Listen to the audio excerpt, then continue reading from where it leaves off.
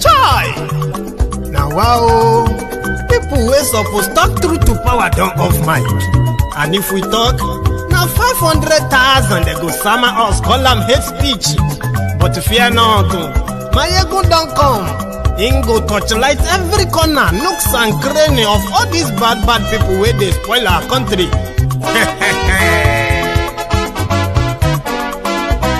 So my people make we laugh, yo yo.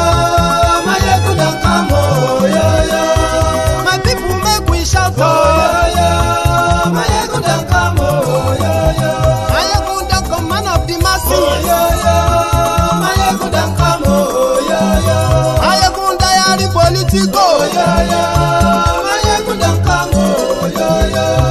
This one not the off in mind, oh yo yo. My ego don't come, oh yo yo. Can in the touchlight every corner, oh yo yo.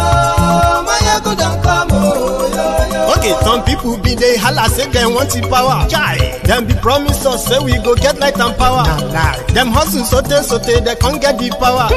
But now they know they do anything with the power.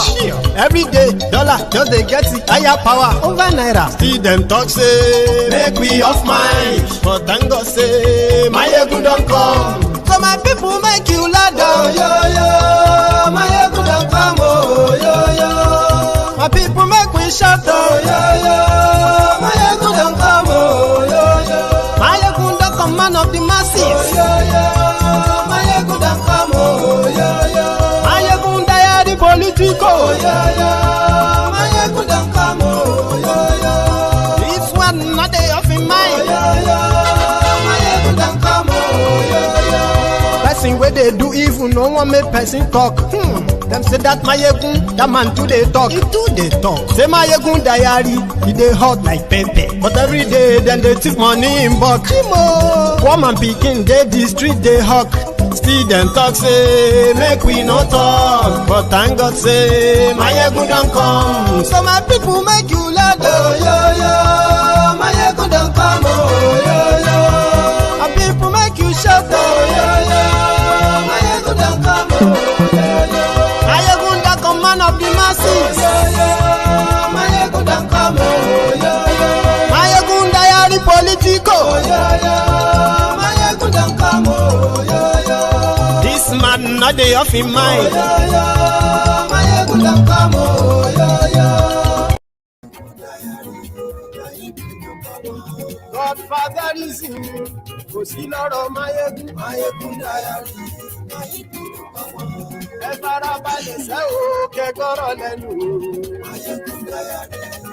Good evening to you. Good morning to you. Good afternoon to you from wherever you are watching from. And this is Mayegun Live. And thank you for joining me.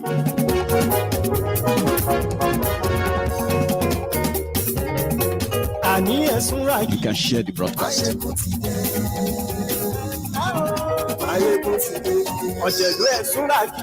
Invite your friends.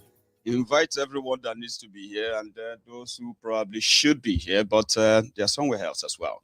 Invite them and tell them that.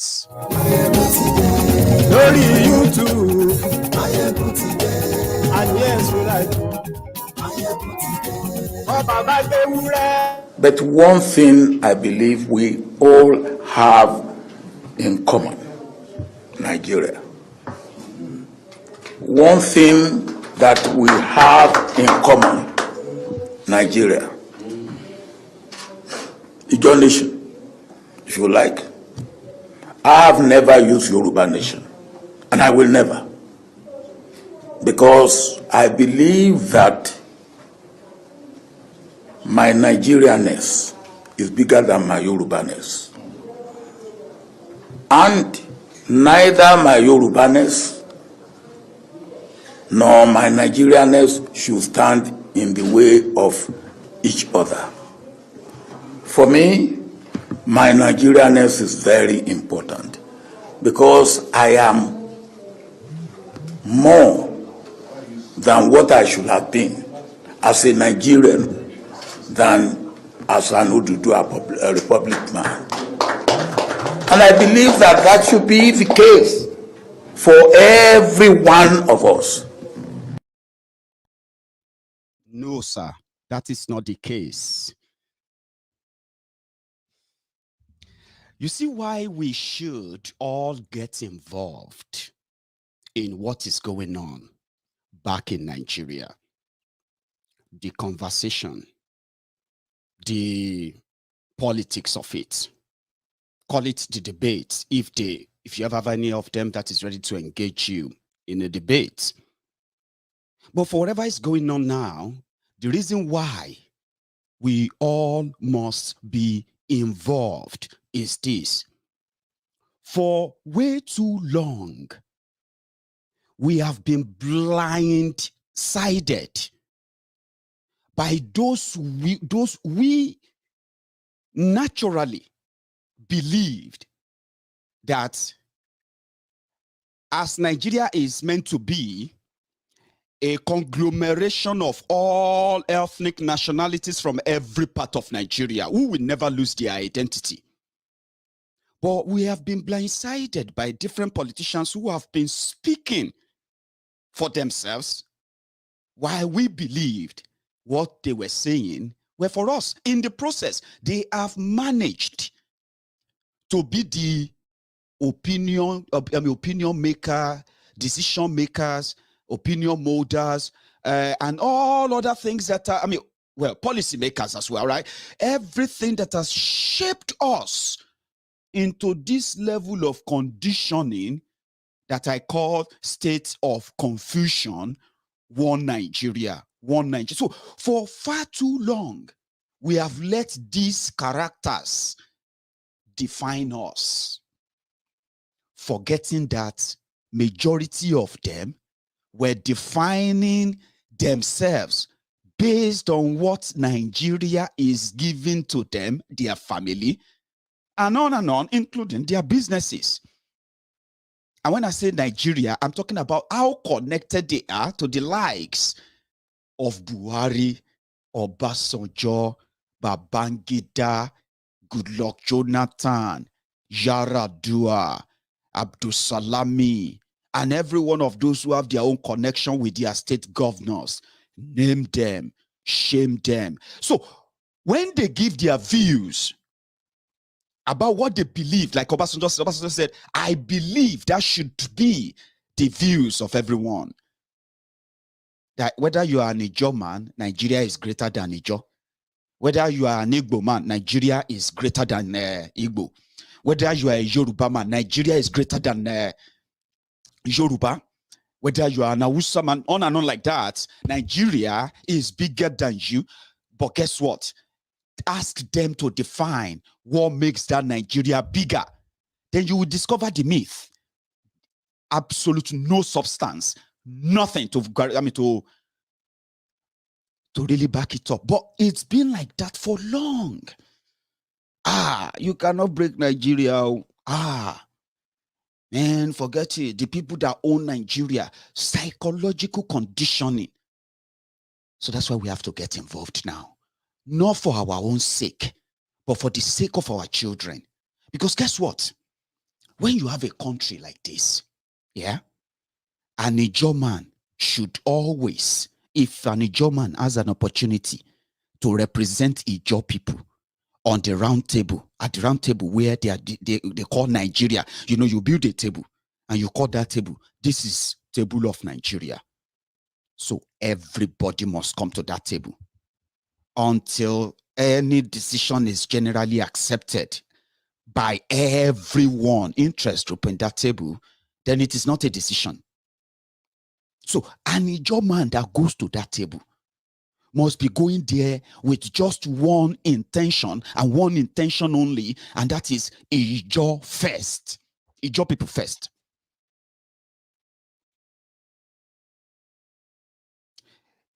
Yoruba first.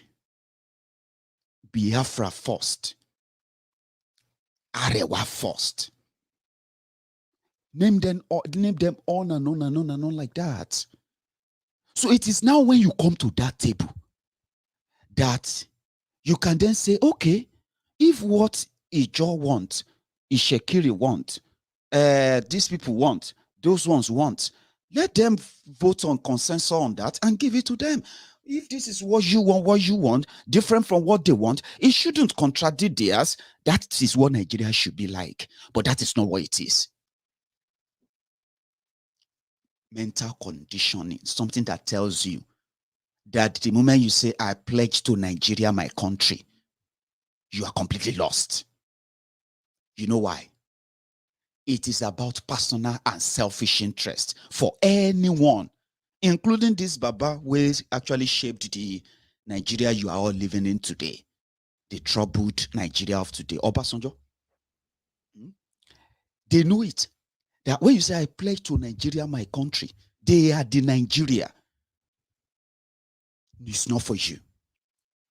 So when you now gain access to power through them, there is no need for anybody to remind you how you became that, among others, and who your loyalty should be to Nigeria. A myth.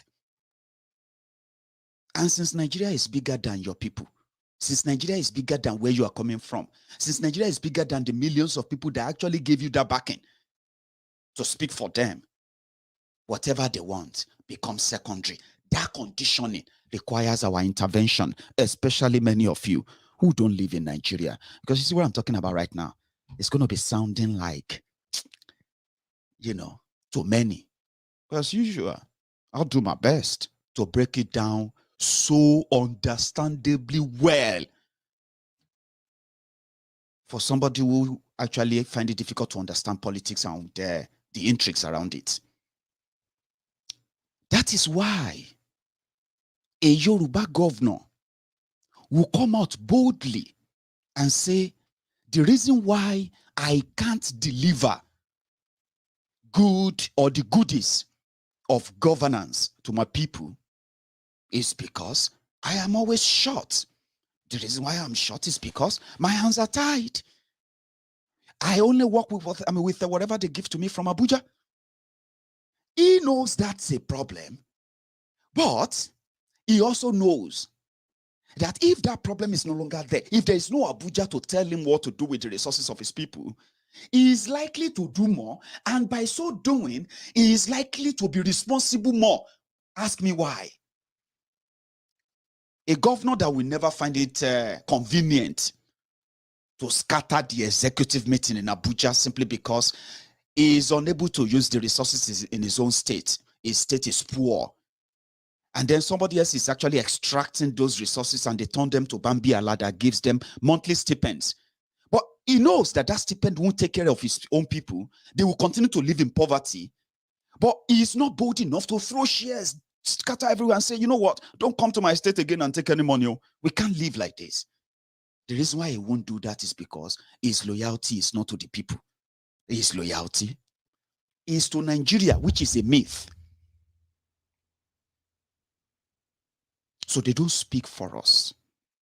What they do most of the time is to undermine us. And these characters, like I said, they cut across everywhere. So when they talk about Nigeria, you should always remember from what background is Obasanjo talking from?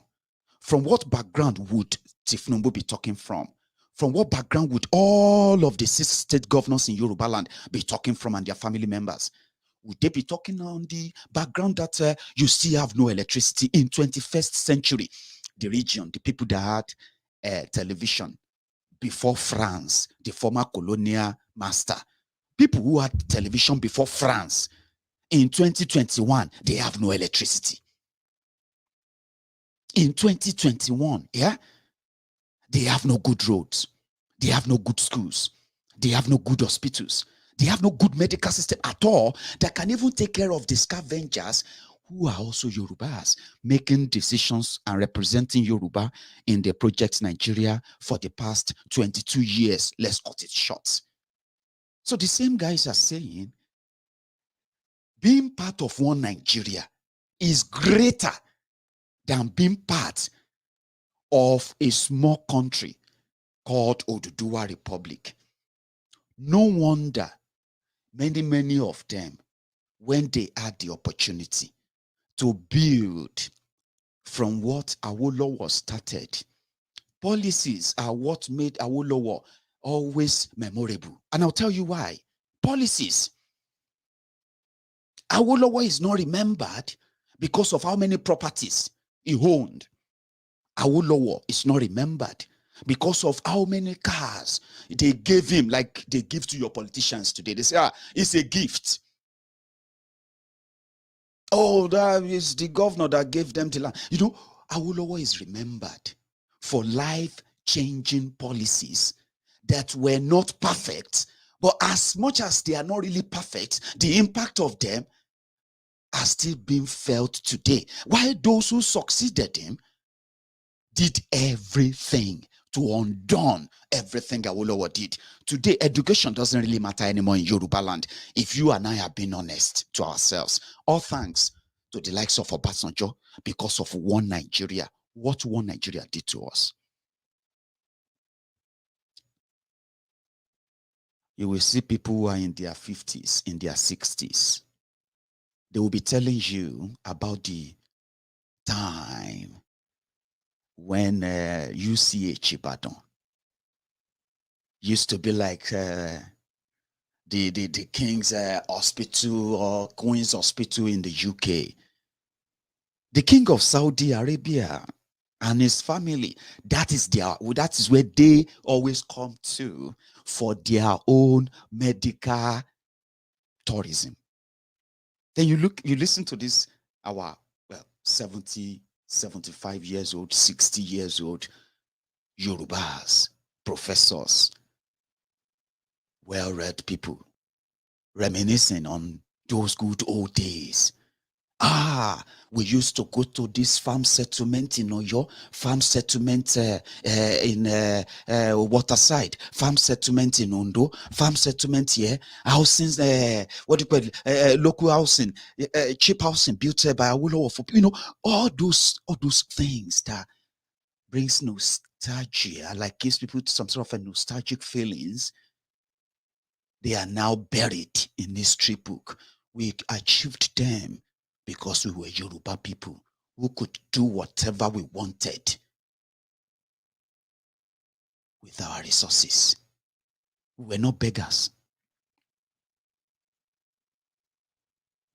And what did the likes of Obasanjo and Co? What did they do?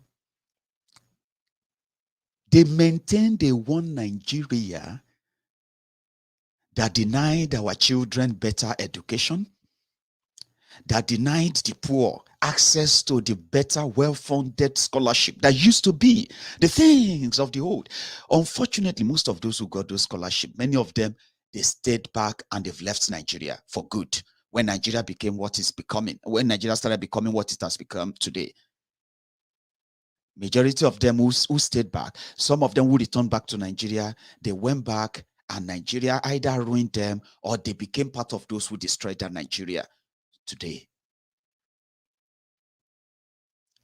They took education away from the children of the poor. They messed up the quality of that education. And we started producing quacks. We started producing educated illiterates. We started producing shallow thinkers. We started producing ass lickers, praise singers, and we started producing the generation of those who you can call scroungers, unproductive elements.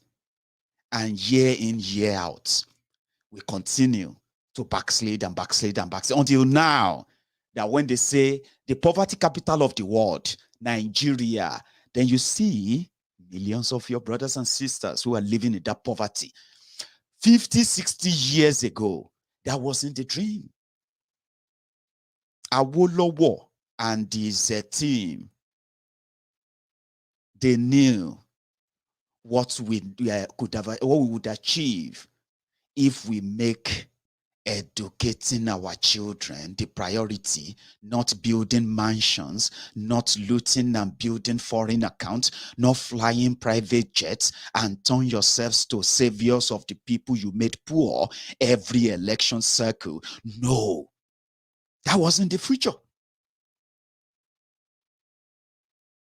And the future the future they ruined is what they have told you and me. Now look at that future. We now have the future where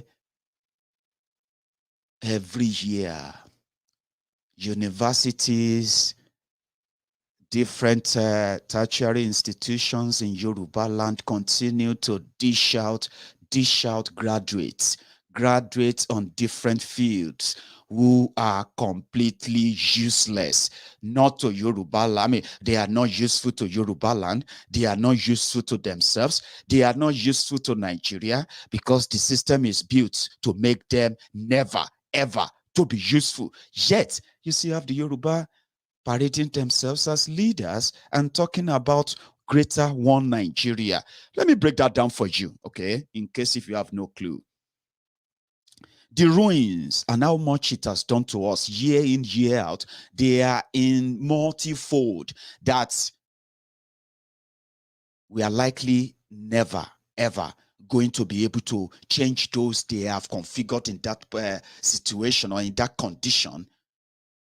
And we need to focus on the generation coming after, so that the likes of Obasanjo, the likes of Tifnumbu, the likes of all those born liars and opportunists who sold us off, made so much money from it, and they are laughing us off. They won't mislead our own children too.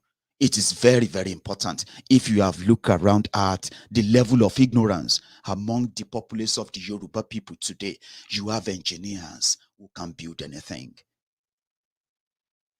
I'm going for the National Youth Service. Oh, what did you study? What's your discipline? What did you study in school? Civil engineer. Wow. And then what's the plan now? Well, I'm going to go for my master's. I'm going to go for this and that, only to end up as a supervisor at a Chinese plastic making factory. See what you do now, bros, after your master's in civil engineering. My brother, this country is just, man. I'm just working as a supervisor now until something better comes up. I'm working as a supervisor at a Chinese plastic making factory, civil engineer graduate. They did that on purpose, to the point that the education these guys in Yoruba, you know, I'm focusing on Yoruba land now. You know why? Because I'm a Yoruba man, and there are things that makes me proud. Where these are the things they have taken away. They've taken them away, replaced them with a myth that says I'm a Nigerian, and I have to accept that until I can say I am no longer a Nigerian with a proof. The damage is done. The backwardness, they were done by the Yorubas. They were not done by Igbos. They were not done by Hausas, not by Fulanis. But if you are if you are an Hausa man, an Igbo woman, an Ijo man or Ijo woman, you know what I mean? Wherever you come from, all over Nigeria, just, you see, our stories are similar, same. So just put yourself where I say Yoruba, just put yourself there. And whenever I mention Tifnumbu, whenever I mention Obasanjo, whenever I mention all these guys, you always have the same people in your own part of that country who made it possible for you and me to be in this present situation. But if you ask them, they will tell you otherwise. And they will tell you otherwise, not just that, because they believe in their own truth. So you can put yourself in that bracket. I'm not going to blame an Igbo man for why the Yoruba people are what we are today. Some people find it convenient, right? They said that Aguiyi Rosie was the one who, who canceled the regional system of government. And then Aguiyi Rosie was the one who brought one Nigeria. And I'm like, okay, that was 1966. And it was in the January 15, 1966 coup. Aguiyi Rosie is dead. Who else are those who were with him? Kaduna Ezegu, who planned the coup, is dead. Sardauna of Sokoto or Sardauna of Kano, Ahmadu Bello that they killed, they are dead. Awolowo that they, politically dethroned in 1963, 1964 precisely. That's when the Wahala started. Awolowo that they dethroned for that is also dead. But guess those who are now shouting one Nigeria today? You will see your brothers there, Igbo man, Igbo woman, shouting one Nigeria. But very convenient for them to talk about Biafra whenever they want to appeal to that, that open wound of Biafra on the side of the Biafrans. Oh, look at what they did to us in Biafra. Look at this and that, but it's a lie.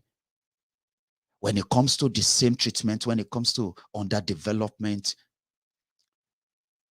right? You will see the Yoruba man there too, right? And they are all shouting one Nigeria. Your brothers and sisters, some of them, they were babies in 1966. Some of them, they were not born in 1966. But today, they are those who are hunting down everybody, asking for restructuring, regionalism, or Biafra, or Yoruba nation. So, do you still think I should sit down here and still continue to blame Ironsi when Tifnumbu said Nigeria can never be divided? Tifnumbu is a Yoruba man. He is not a Tifnumbu Ironsi. I'm saying this to you so that you can know that, yes, 1966, some people did it. But who are those who have been collaborating with it, fighting tooth and nail in order to take their turn, since it has become turn by turn Nigeria Limited? Who should I? Well, let's come back home again, Jerry. They destroyed everything. And it is so convenient, yeah, to blame Nigeria. Have you noticed that? When they do their corner scheming and that boomerang, poverty escalates, crime ballooned, then they will bring that one mysterious Nigeria, one Nigerianness that we should all come together and fight terrorism and fight insecurity and fight this and that. And then you turn around, you realize that these guys are actually mad people. These guys are making billions of naira from the blood of innocent people. How is that the one Nigeria? Completely fraud. But when you look around, you will see the Yorubas there. You will see the Igbos there. You will see the Fulanis there. You will see the Hausas there. You will see everyone there. Because that is the myth called one Nigeria. So if you believe in it, that is the myth you are believing you are believing in. It is unreal and you should be involved. So let's now talk about our involvement. How do we get involved for real? We get involved first by denying that hey, there's this thing that they use, there's this fancy word. I want to remember it. Stereotyping. I don't know if it's the right one. Stereotyping, as if to say, number one, you had a choice when you were to be born. That, oh God, I'm going to the world. Do I want to be, this me, just floating about? Then somehow your spirit just match your papa, match your mama, pick them from Igbo land, and then they gave birth to you because you choose to be an Igbo. Nobody chose where or who, let me say, where to be born. Nobody, no one. Did you know that?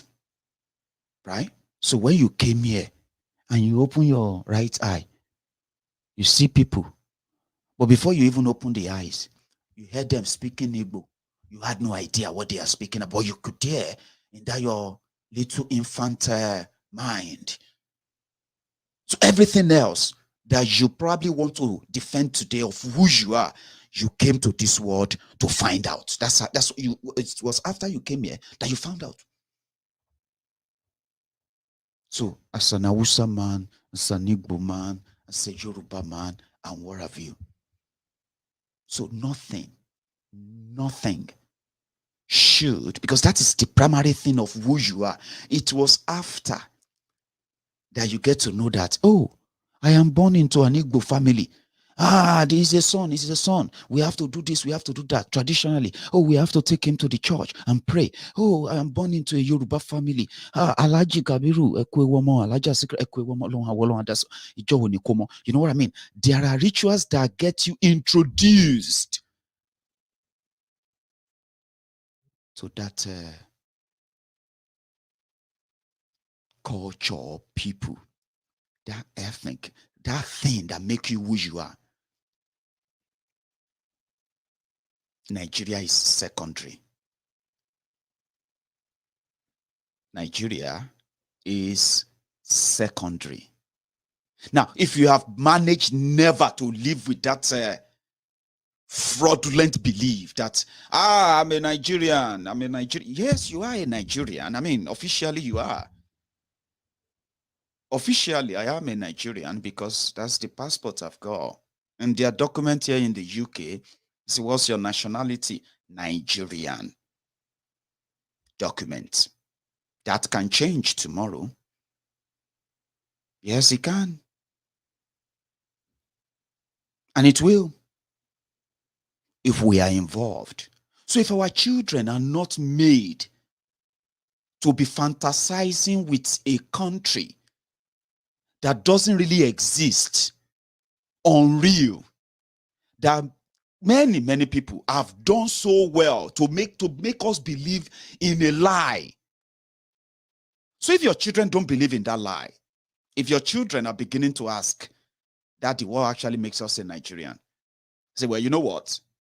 The reason why you are a Nigerian is because you are a Yoruba. You are a Yoruba, and you are part of Nigeria geographically now. So whatever, if you go outside this country, you will be identified as a Yoruba Nigerian, but they will see you as a Nigerian. Okay? But if you are here, and wherever you go all over the world, do not forget you are a Yoruba man. And this is why we are part of Nigeria today. Be open to your children. Tell them we didn't create Nigeria. The people who are part of Nigeria today did not create Nigeria. Tell your children that truth. Don't tell your children to rush and go on and prostrate before Obasanjo when they meet them at the airport. When they see Obasanjo, when they see any of these guys anywhere outside Nigeria, don't send your children to go and kneel down and and greet them. You are misleading your children. And this is why they are Yorubas. Those people don't represent Yorubas, and they don't hide it. Their number one job, if they are doing their job, right, is that if the Yoruba says we want regional system of government, it is the job of those who claim to represent Yoruba land in Nigeria, to look into that and make it part and parcel of their project for the Yoruba people. Perfect it, get people involved in it, and then take it up there with them. You don't turn around and give the excuse to your people when you haven't even listened to them. Do you get what I mean now? So you don't become Nigerian simply because you are elected a senator. You are elected a senator by Igbomino people. They are Yoruba people. So if the Igbomino people are meeting up with their Ekiti, and then Ekiti people are meeting up with the Oyo people are meeting up with Osun people are meeting up with the Kwara people are meeting up with the Abeokuta and Ogun people, and all that. You know, if they decided that regional system of government is something we want to try, and it is your job to push that. It is not the job of the politicians to now tell them and say, we can't do that. We are part of APC. That is going to be really, really bad.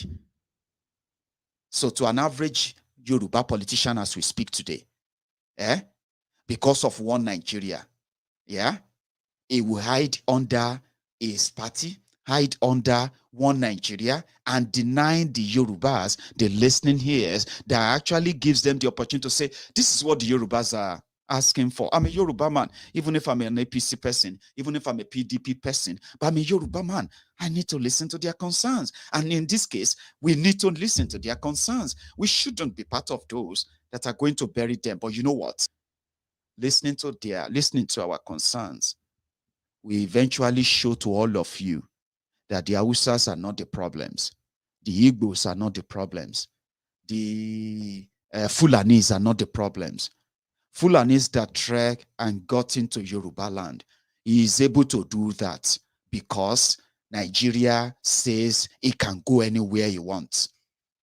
The same Nigeria says it is a crime for you as a Yoruba community to resist them. That is against the law. Then you have the politicians who knows the wreck that these criminals are wrecking, the havoc they are wrecking in Yoruba land. They decided to play a pretentious game to be politically correct because of what? Because of one Nigeria. So one Nigeria is greater than whatever the Yorubas are feeling, especially if Yoruba says, we are done. We don't want to be part of this anymore. We want to leave. The Yoruba governor will tell you it is not possible. Then protect us. I'm sorry, I can't really protect you. Federal government won't let me.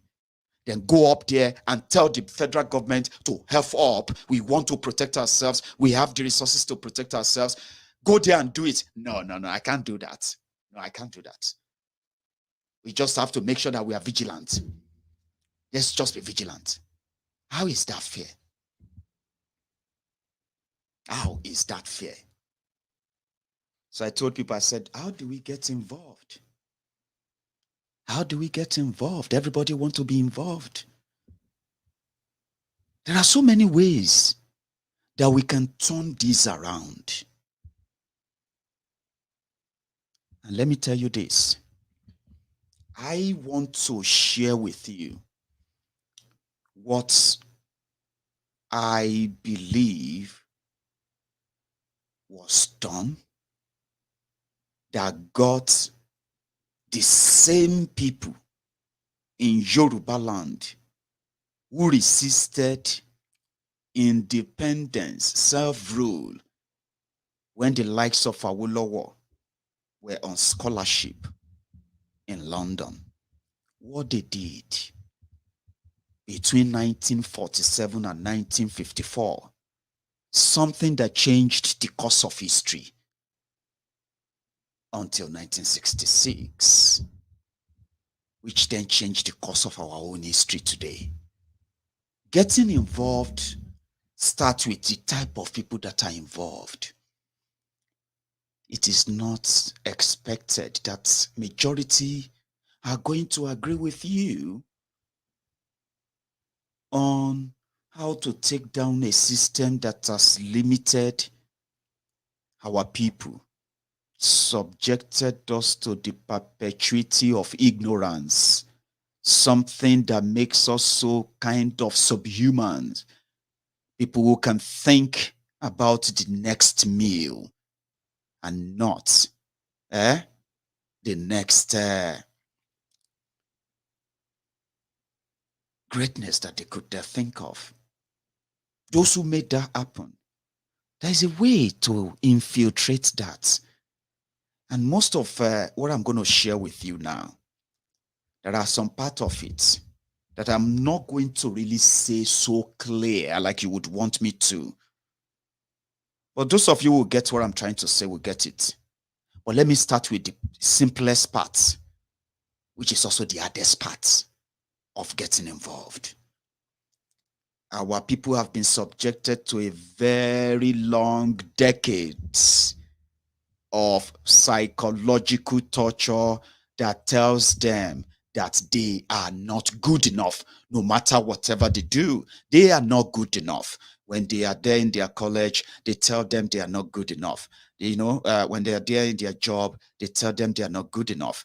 When they're there out there trying to make a bit of a difference, they are told they are not good enough. A society that reward those who join the fast lane, who fast track the successes that are pretty much like just films, films or smokes and the rest. The society that tells you that you are not good enough until somebody says you are. We can turn it around. So let's start with this. It is the simplest one, and it is also the hardest one. I figured out that when Awolowo wanted to get the Yorubas interested in self-rule, back then there was a governor in charge of the western region.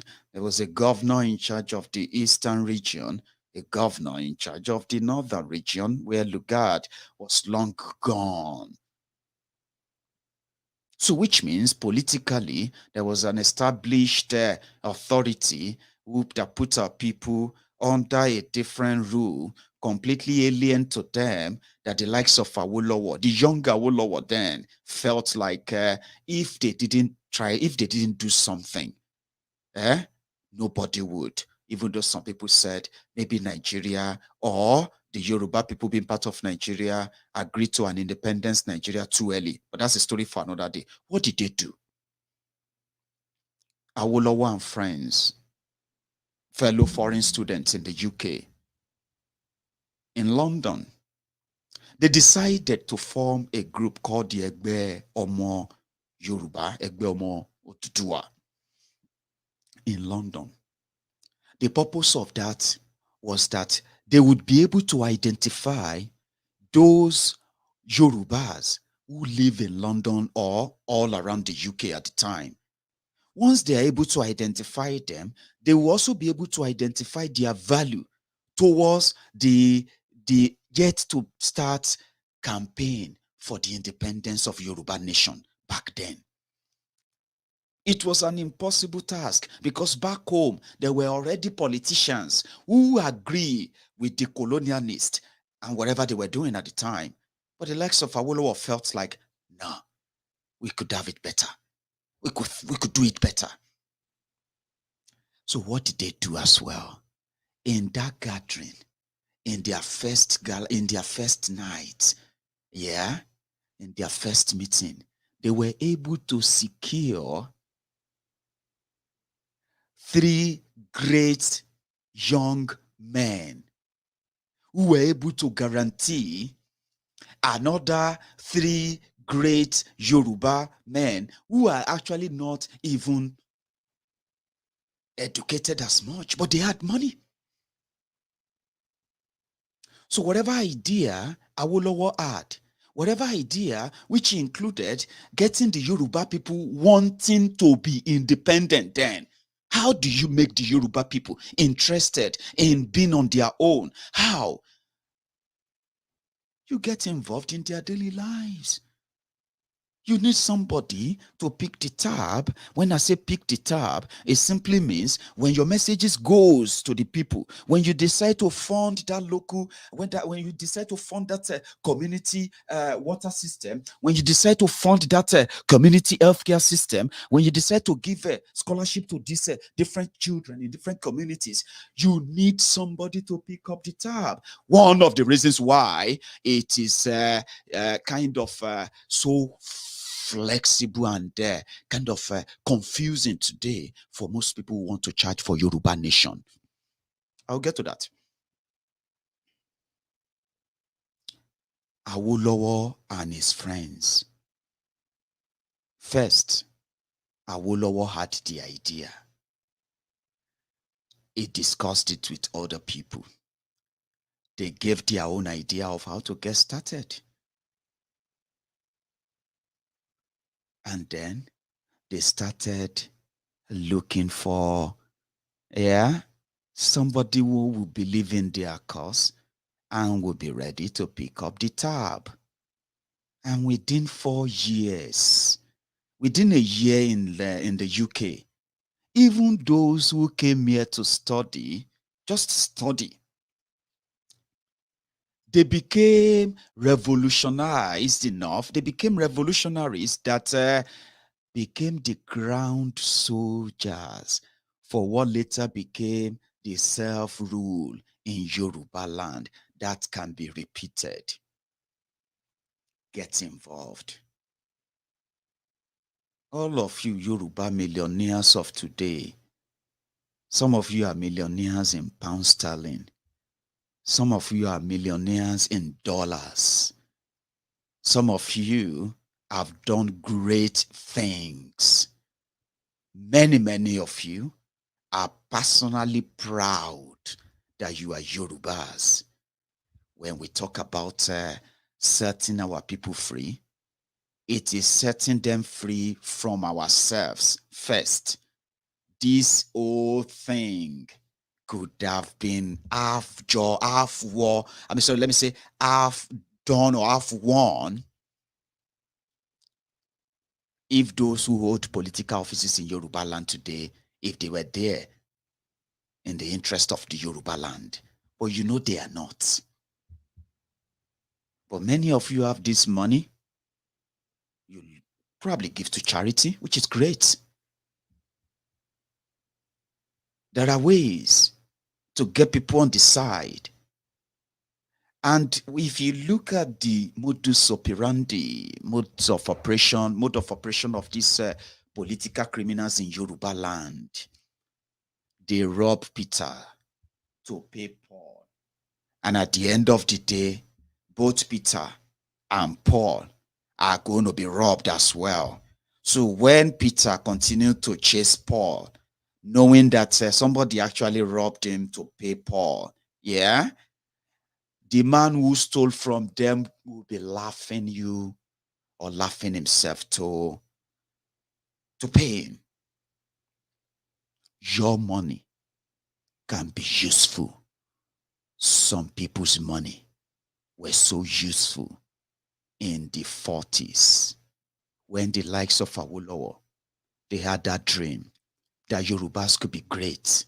Our people could live a normal life. We could raise our children educated. We could build a system that the rest of the world will envy. We could do things, great things, if we are no longer selfish. It is the system that allows those thieves who are stealing in the name of Yoruba people. Because nobody is stealing your money, my brothers and sisters. The little stipend they bring back to the Igbo land are stolen by the Igbos. No that and no peace. The little stipend they return back to the Yoruba land are stolen by the Yorubas. No that and no peace. Yes, the Fulanis are controlling the federal government, so they are taking the chunk of it. Of course, they are taking the chunk of it. Because the Yoruba governors, Yoruba reps, Yoruba senators, Yoruba ministers, same with the Igbo politicians, Igbo governors, senators, reps, and name them. They are okay with whatever they give back to them. Since they are not giving it to you, they are fine. So yeah, they can take whatever they take. If they feel like you have been robbed, they will be the one to first reject that robbery. Have you ever seen them reject any monthly allowance before? Have you? They gave them the right. So they rob you, not Fulanis. Nobody will steal from you. If you are there without resistance, without your consent, something will go down, won't it? Won't something go down? So you need to bury that. Bury it. The people who steal from you, they are your people. They can turn around and tell you, hey, see wetin Malamu stole. See wetin Diezani stole. See all the thing wetin Tinubu steal. When you look very well, that is them. They are taking their share. And they are not complaining. So when you use that your money, we can go into that communities. we can go into those different villages. You can plant the seed of Yoruba nation there and wait for it to germinate. Get involved in their lives. Get involved in their daily activities. Win their trust. Let them begin to see us as the alternative. That was why I said I'll be so grateful if Ilana Omo Odua and everyone championing Yoruba nation, if they are doing it not for their selfish interest or for monetary gains, which seems to be the driver of so many people today. You see, YouTube will give you money if you put content out there. Normally, YouTube will give you money. I don't know how much they give to you. I don't know how much, but I know how much they give to me. But the quality of what you release there is also so important to the people who consume them. But again, that is why I would want to see a walking Ilana Omo Odua, an umbrella body, where some of us in diaspora, we can then begin to say, all of you will get this money. Yoruba can use some of that money. We can plant the message of Yoruba nation in the minds of the people by getting involved in their daily lives. You can win their trust. The first power we need is the power given to us by the people, and it is the trust. So if you have somebody who is picking up that tab, if you have people genuinely, I'm not talking about crowdfunding. Crowdfunding is too porous. Crowdfunding is too exposed. Crowdfunding is peanuts.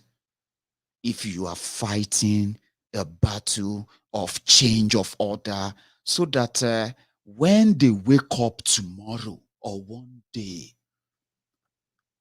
there will be no Obasanjo to speak for Yoruba anymore. There will be no Tifnumbu to speak for Yoruba anymore. There will be no useless governor or any criminal politician in Yoruba land to defend Nigeria anymore. There will be no religious center in Yoruba land or anybody using any form of anything to hoodwink the Yorubas to hang on to Nigeria anymore. We are talking about real money. I'm not talking about donation. Donations are good, though. Listen, they are very good. They help us to this point, even though they have their scandal. Some people even said, you know, now on this Yoruba Nation, me that I'm just Mayegun. This is not Yoruba Nation platform, but I'm a Yoruba man, and I'm proud of being a Yoruba man, and a Ijebu man. Yeah? And they said, you see that Mayegun? On top Yoruba Nation, the guy don't build 2 mansions for Nigeria. Because you see how porous this, we are raising money. Raising money to free Igbo, raising money to buy this, raising money to do this, raising money to do that. Raising money is porous. Crowdfunding is good. It's good. But it's not good enough. You need people, Yorubas, who have that deep wallets. They are watching me right now. They are shaking their head. I understand, well, but nobody is going to be stupid to open their wallet to untrustworthy people. I'm talking about people that if you do the background check, you will realize that they are Yoruba Nation in the morning, and in the evening, they are swagger. And they are just waiting to unravel. Nobody is going to open their wallet for that. I'm pushing this to you. That's why I said there are things I'm not going to say in order not to begin to sound like Mayegun, you don't talk too much on that. We get what you mean. We get it. We get you what you mean. You get what I mean? Do you? Do you get it? We need people with deep wallets. Yorubas. Because we can peacefully bring the Yorubas to term. We can easily detach our people from the weaponized poverty which has made them to stay confused about Nigeria. They will tell you, what do you have hope in Nigeria? They don't. Do you think this Nigeria is still going to be better and what have you? No, they don't. They don't. Genuinely, they don't. And if for those of them who tell you that I still believe that Nigeria will be great and the rest of that, ask them what gave them that impression. Most of them can't really say. It is part of their confusion. Even the architect of today's Nigeria, Obasanjo and gang, they have no idea what this is going to be like, how it is going to end, how it is going to be fixed. They have no clue. But taking it away from them is like taking away their life. This is the only thing they know. They can't. So we can take them off. Talking alone can't do it. Get involved in different campuses. I've had this. See, I have this great idea, right? So I went to Nigeria to try that on political level. And I got people. I got people who put together. Okay, let me put it this way. I said, people need to know that they have power. If they don't know that they have power, they will never know how to use it. And since they don't know how to use it, they will never be tempted to even use it. Let's show them. Mio, Mayegun, this Janjala Mayegun, this small Mayegun. On my platform, Mayegun's Diary. I told people like this. I spoke to people. I made them believe that if we have people who are ready to volunteer and be part of this political process, right? We can mobilize, we can get our people, we can give them hope, we can tell them, you can do it. If you can vote genuinely without collecting money, that means you have won back your right. You have gained back that your power. Whoever you will give that power to, you will always know that you can take it back anytime you want. Ladies and gentlemen, cut the long story short, Janjala Mayegun, I got people who put resources, that if you put all the resources, all the money we put together, that people put together their money, hard-earned money, people who have never been in government, never been in any politics, people who return from abroad, people who are in Nigeria doing their own thing. We were able to raise more than, we were able to spend more than 300 million naira. 300 million naira in one state, one single state, Ogun State, trying to get the people onto our side. Trying to let the people know the power they have. All of you know the story, Abby. Even people who brought their own money to join that ideology, to believe, I don't know how much influence I do have on people. Let me be honest with you, right? Because I've been doing this for a long time. I am somebody who can make you believe that you can do something if you believe that you can. Something that you believe that, oh man, can I do that? I mean, yeah, we can do that. I mean, yeah, we can. Yes, we can. Let's give it a shot. I'm somebody who will tell you that failure is not failure. Failure, right, is a good thing. It's a good example that you are trying. That means you are trying something. Then you failed at it. I am somebody that can make you believe that. So I made people believe that, well-to-do people, they love that experiment. They went into it. But unfortunately, Nigeria has a way of getting them too. When they saw the way the whole thing was so clear, it was so easy, but the only problem is the people, they thought they were going to represent. They themselves had to jump ship. So the point I'm making is that individually, when you want to cover a whole country, when I say a whole country, that is the entire Yoruba land. Oh, somebody want me to say the pounds of 300 million, to make it easier for you. The way they do my own division is this. If pound sterling is 700 naira, let's say if pounds is 700 naira, so 1 million pounds is 700 million, Abi. So divide 1 million pounds into 2, you will get 350 million, Abi. So if 1 million pounds is 700 million, 500,000 pounds will be somewhere around 350,000. 350 million. I help that math will help you get close. That's why they do my own, because it's too much. When the numbers are too much, boy, I don't trouble myself. But that's the way I do my calculation in my head. Use that too. You will not get the accurate figure, but you get so close.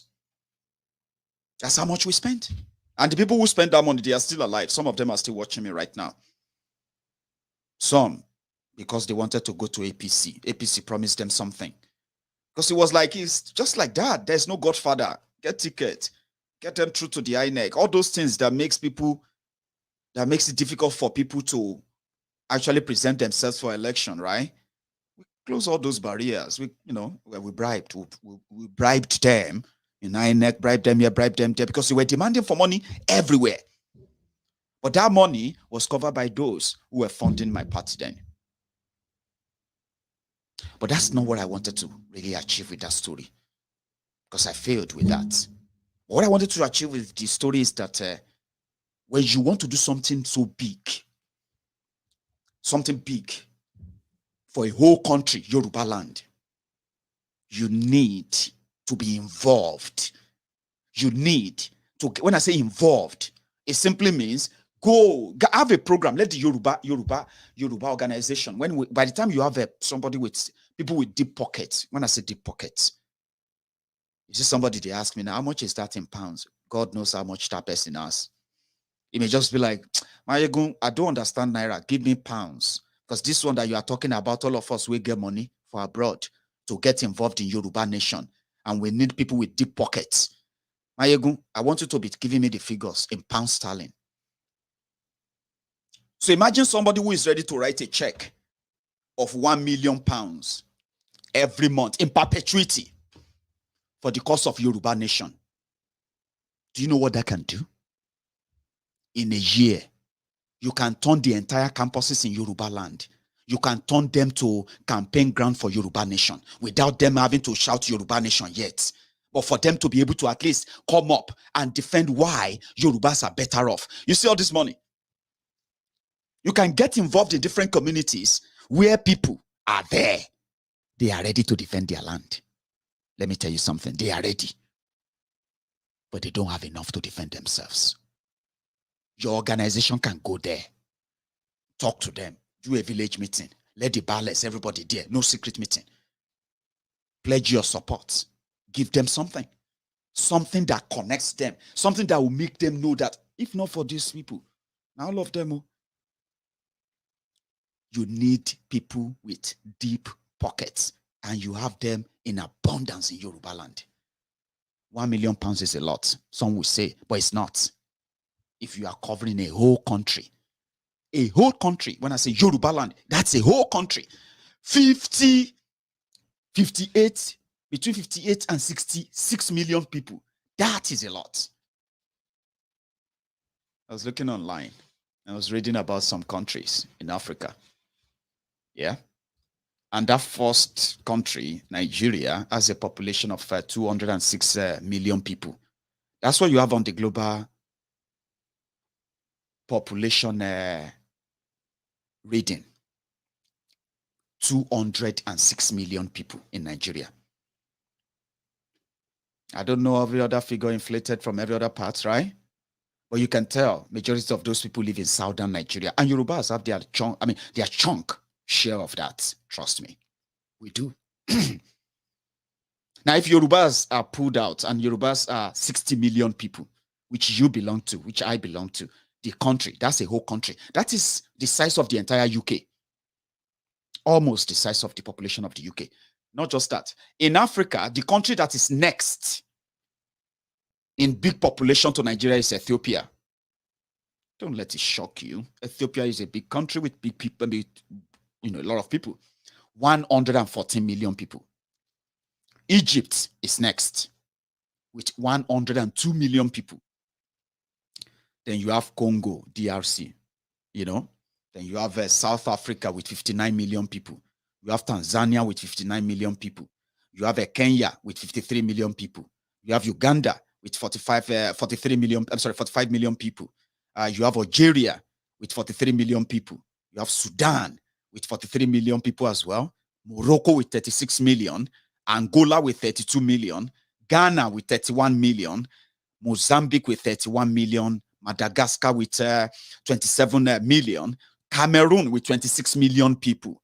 Cote d'Ivoire with 26 million. Niger with 24 million. Burkina Faso with 20 million. Mali with 20 million. Malawi with 19 million. Zambia with 18 million, Senegal with 16 million.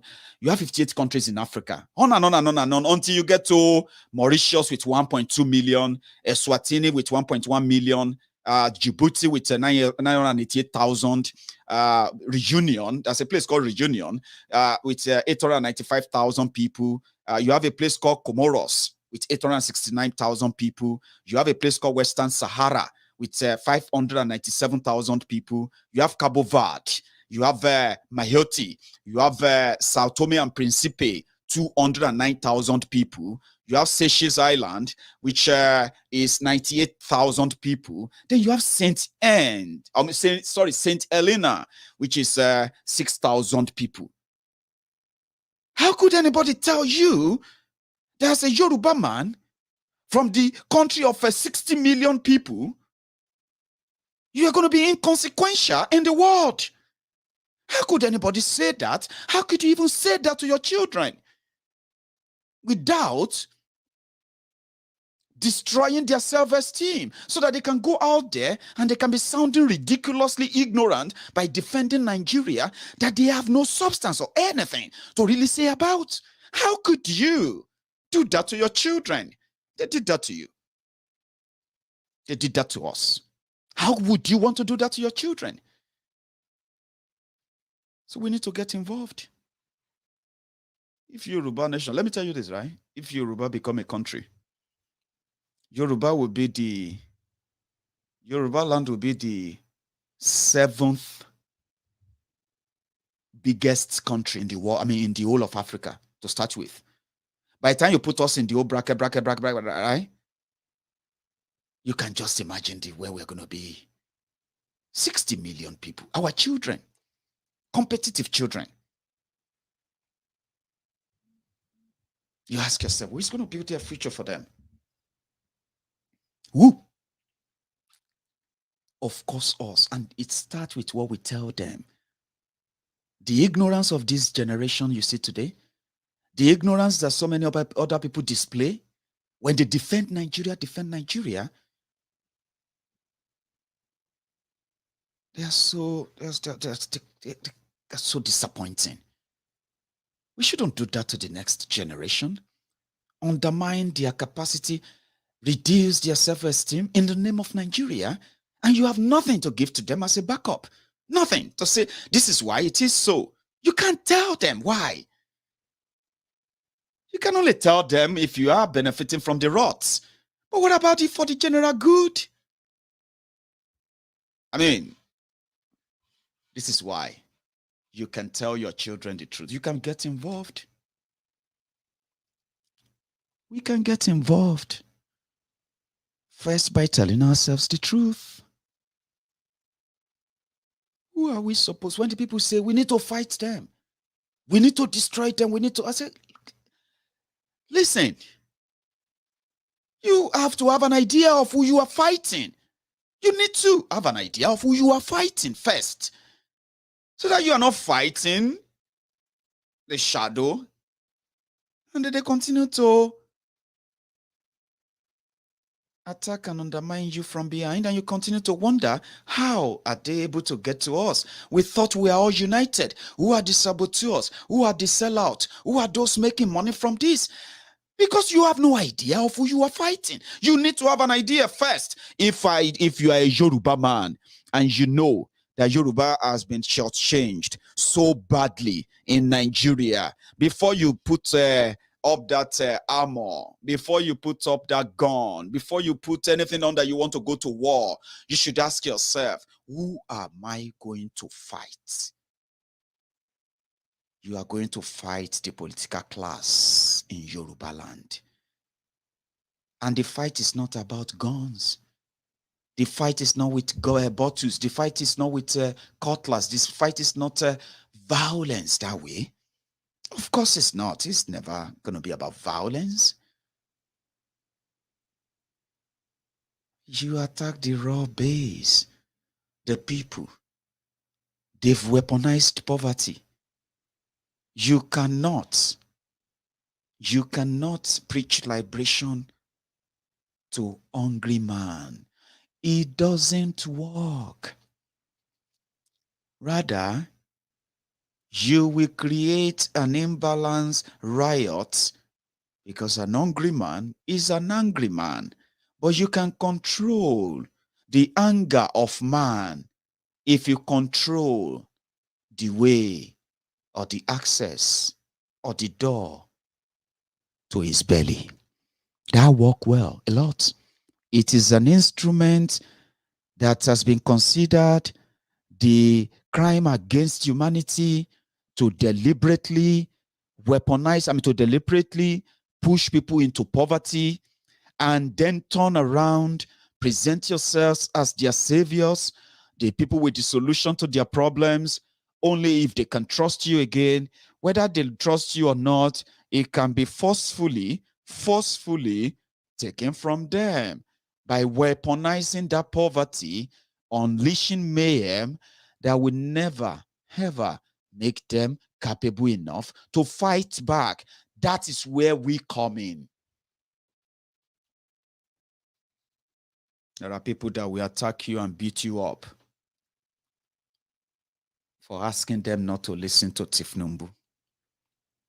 There are people that will actually take it up with you if they have to track you down and beat you up and possibly even hurt you. If they feel like you are telling people not to listen to Obasanjo. I'm talking about when you mean it. That is where we come in. People don't need to know where you are getting the funding. I would love to be part of that. Part of those who are that background team who sees to the funding of the advancement of the Yoruba First ideology that doesn't feed the pocket of selfish few, but that gives a rekindled hope, something to hold on to as a Yoruba people, a rekindled, a rebirth, a rekindled hope. And then weaponize that against those who have been weaponizing poverty. Do you get it?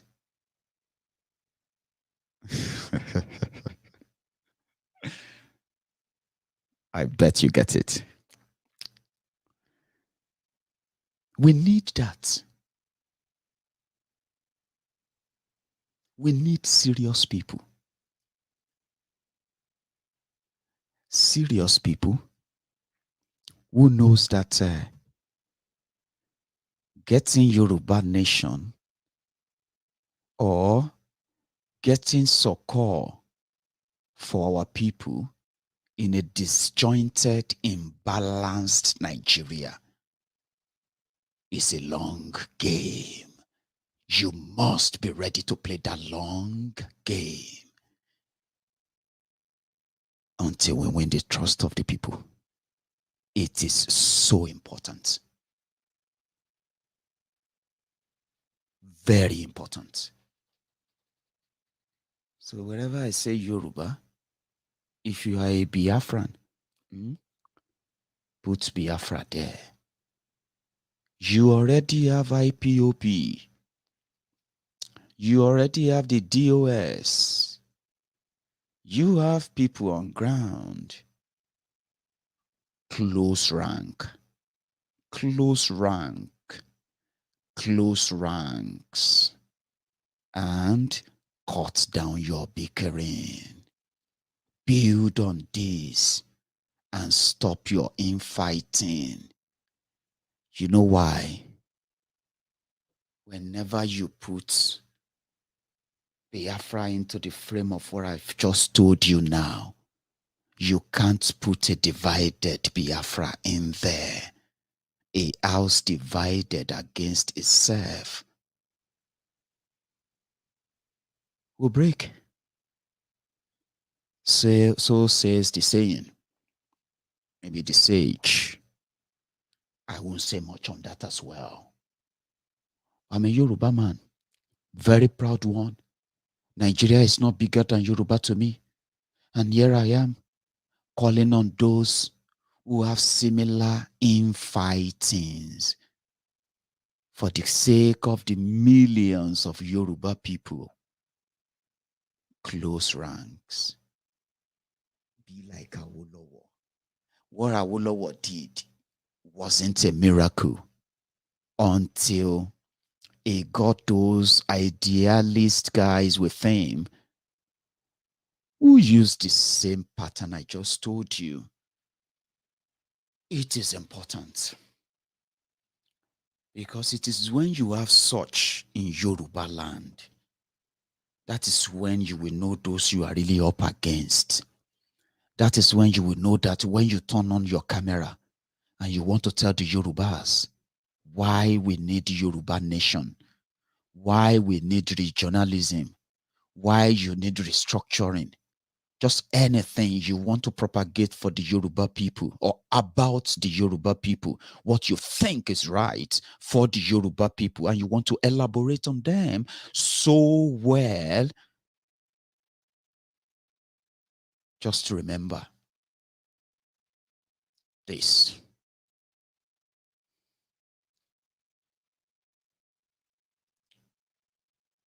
If you don't have a platform that is united enough, funded well enough, and when I say funded, discreetly, whereby the source of the funding is never known, be like Awolowo. Be like those team. Before their own infighting started, be like Akintola and the gang. These were guys who played the game so well, because, you know, when you get to that point, you will realize that you have no other enemy blocking the way other than the Yoruba people like yourself, Yorubas, traditional rulers, local government chairmen, past and present, that big contractor, this socio-political group here and there, all of them, you will see clearly that they are the Fulanis. When you turn on your camera, you will not be out there and telling people that the Fulanis this, the Igbos that, Fulanis this, Igbos that. But because you will get to realize that the Fulani this, the Igbo that, they are just the mirage, they are just the myth, they are just the lies that makes one Nigeria eventually.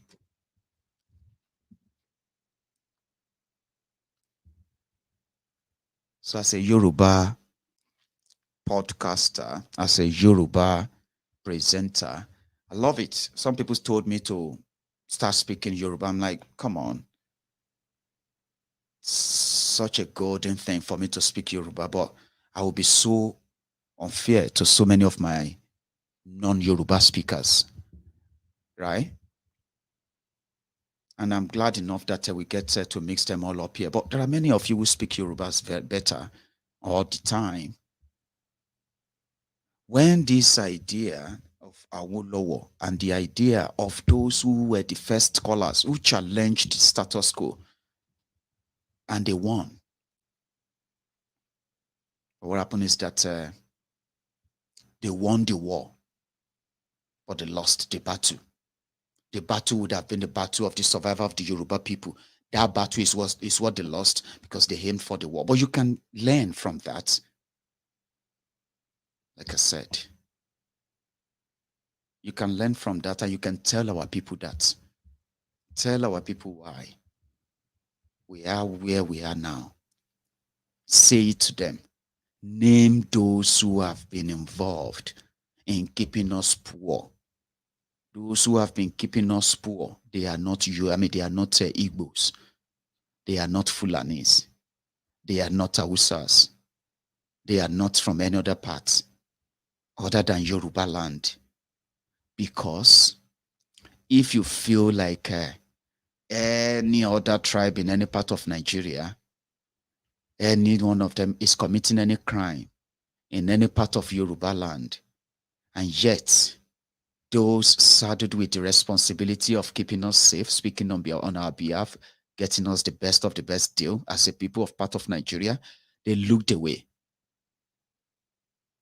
Then you don't blame them. You blame the people who looked away. Because number one, it is either they are collaborating with them, or, like I said, Nigeria will never let them do anything. So if Nigeria won't let them do anything to keep us safe as Yoruba people in Yoruba land, why are they still part of Nigeria? Or have you heard any of those governors fighting, saying Yorubas will break away? How can we not have our own electricity? No be fool and say make you know have electricity in Yoruba land. You know that it is not the Igbos who refuse to build the medical centers in Yoruba land, and it is not the Hausas, right, that stopped us from what do you call it, sending our children to the better school, building good, better roads in Yoruba land. The only people who denied us that are the people who are parading themselves as Yoruba leaders. So the power they believe they have is the poverty that they have weaponized. So as a Yoruba presenter, as a Yoruba podcaster, vlogger, whatever you, right? You should make it a duty to tell an average Yoruba man and woman where to look for his problems, where to look if he's looking for the cause of his problem or her problem. You should never look far. Before you blame an Igbo man, before you blame a Fulani man, before you blame an Hausa man, what is that Yoruba man doing? The one parading himself as your governor, the one parading himself as your local government chairman, the one parading himself as your rep or senator, the ones walking about as your political leader in your community. What do you think they are doing? They will tell you, now the government's supposed to do something. Ask them, where is the government? They will point to BUHARI, and you ask that, have you told BUHARI face to face and tell, cheer for him? Have you? They will say, no, we don't do things like that. We are doing a meeting. The government is, you know what I mean? But when politics comes, they will then tell you, BUHARI has failed. BUHARI has failed. But it's that time to use the weaponized poverty to make you probably trust them. And when you look around, that they are all the same, in that same bracket of inefficiency, of incompetency, and of greed and selfishness, the one that brought us to this level in the first place. So you see your brothers there. So if you turn on that camera, especially all of you living in Nigeria, call yourself bloggers and wherever you have created so many stories. In 2022, we want to see a redirected you know what I mean now? A redirected kind of approach, the one that targets the people. Do you get what I mean now? One that targets the people. If you want to tell us that we should believe in Yoruba nation, you must be able to also get ready to put in the work. This is where I somehow would want to see if indeed we have the genuine Omo Yorubas, Omo Yoruba, like real Omo Yorubas, who will actually use their own money to save their own people. How? You see, when you win the trust of those people, in a twinkle, you can take away all the political power from all those criminals, and you can give it to those who can genuinely, right, speak out for the Yoruba people. So the Fulanis that crossed our border, kidnapping our people, ransacking our farms, destroying our villages and communities, burning people's properties beyond anything, right? You will have people that will be bold enough to get those that will get them gunned down, that will get them all down. And Buhari and anybody who is in charge of Nigeria then will never have the audacity to even come out and say, Pem, you can change that. That is something that an average Nigerian will tell you that Baba is a long thing. That's why I call it a long game. Even though many would want to just sleep and wake up tomorrow morning and somebody just make an announcement. Bang, bang, bang, bang, bang, bang. Yoruba Nation. We declare. It doesn't work that way. It doesn't. Mayegun, we need to fight them. We need to use all this in our story. This in our story. We use chemical bomb. We use chemical this. I say, wake me up when you start, please. So that I'm not the one disturbing you or delaying you. Oh yeah, go on. Go and use that. Now, okay? Wake me up when you are done. I've been hearing that for the past 4 years. Thanks to Adeyinka Grandiot. Adeyinka Grandiot presented Yoruba people in a different way that even Yorubas are so ashamed of him. Like, what the hell is wrong with this guy? It is a long game. And if you don't have the people on your side on this, you are on your own. It doesn't take time to know. How do you get them on your side? You first have to show that you are actually worthy of this. I've made a call out now. Let the rich Yorubas use their money rightly. You see, all of you, all of us, where they use our $5, $20, $50, $100. You know what I mean? To support all of the advocacies and everything everywhere. I say thank you to you. You people are actually the fuel that pushed the vehicle to this point. But it's not enough. It will never be enough. And it seems that there is no accountability as well. I mean, I don't know much about that. Until I was told that, Mayegun, we heard that you have built 2 mansions in Nigeria from the money that you made from Yoruba Nation. I'm like, you could not tell me if I don't build one mansion, even if just one, you don't build for me somewhere. Tell me, make people give me the address of the place. You know, sometimes people feel do something for you and say, Mayegun, Yoruba Nation. So, no accountability. So we want something more clearer, something more direct. War is not won on social media. Do you know that? There are some things you don't really have to say until the results start coming out and the rest of that. You see everything I told you now. Some people are already doing it. But it's not enough. Walking on the ground, getting involved in the community recovery, areas where people have been attacked. Some people have been there, offering their support, giving them money, giving them, all that. And they choose not to publicize them. Because we need to win the trust of these people. We need, where the government's abandoned them, we need to make them, when they look around, they need to see some people. And when you see them, when you win their trust, you tell them, I'm a Yoruba man, I'm a Yoruba ni mi, I'm a Yoruba ni, when you begin to win their trust, when you begin to win their confidence and the rest of that, and before you know it, that will spread. When that spread, you know what I mean? So I said, people are already doing it. People are already on their own providing resources to help communities who come under different attacks in Yoruba land. How many times have you heard about these attacks or that attacks in Yoruba land anymore? Somehow, people have started getting involved, and I appreciate them a lot. I want something bigger. Something bigger, something physical. Something relative, something we can all, move with. Something with endless deep pockets. When I say deep pocket, somebody needs to pay the tab. And I know what I'm talking about. There are those who knows that Yoruba nation, Yoruba land can be bigger if it's well managed by selfless people, not these greedy, selfish people. You need to take the power away from them first. Some said, who are those who are going to lead the Yoruba nation? I said, there are people who are going to lead the Yoruba nation. You know why? Because they will be motivated too. As long as they know the beginning, the genesis of it, they are involved in it. They are part and parcel of those who craft or who draft what will be the foundation of that nation. Get them involved. Get an organization that takes care of that legitimately, religiously. Go into those communities.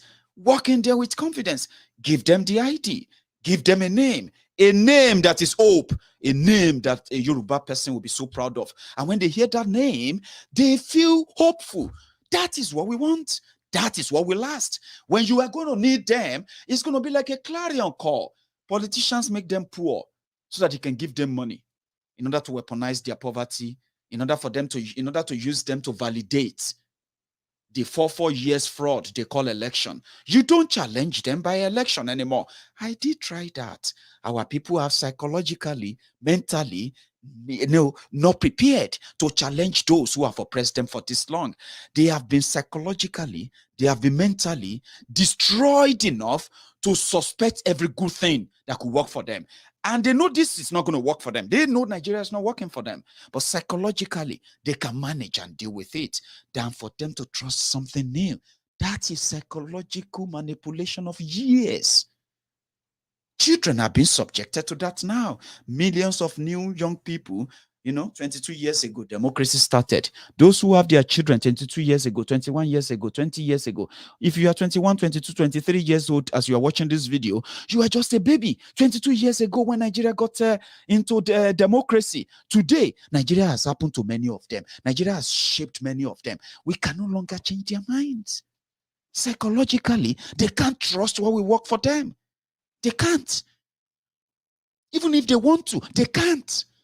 You need to begin to psychologically win their trust. That's why you need somebody, you need the people, collection of people who will come together, give themselves a name that is money, resources that go straight into the advocacy for Yoruba nation and what have you, where politicians are beginning to share their rice, where politicians are beginning to share their food, where they are beginning to share wrapper, where they are beginning to share bowls, in order to get them to validate another 4 years of fraudulent manipulation and poverty.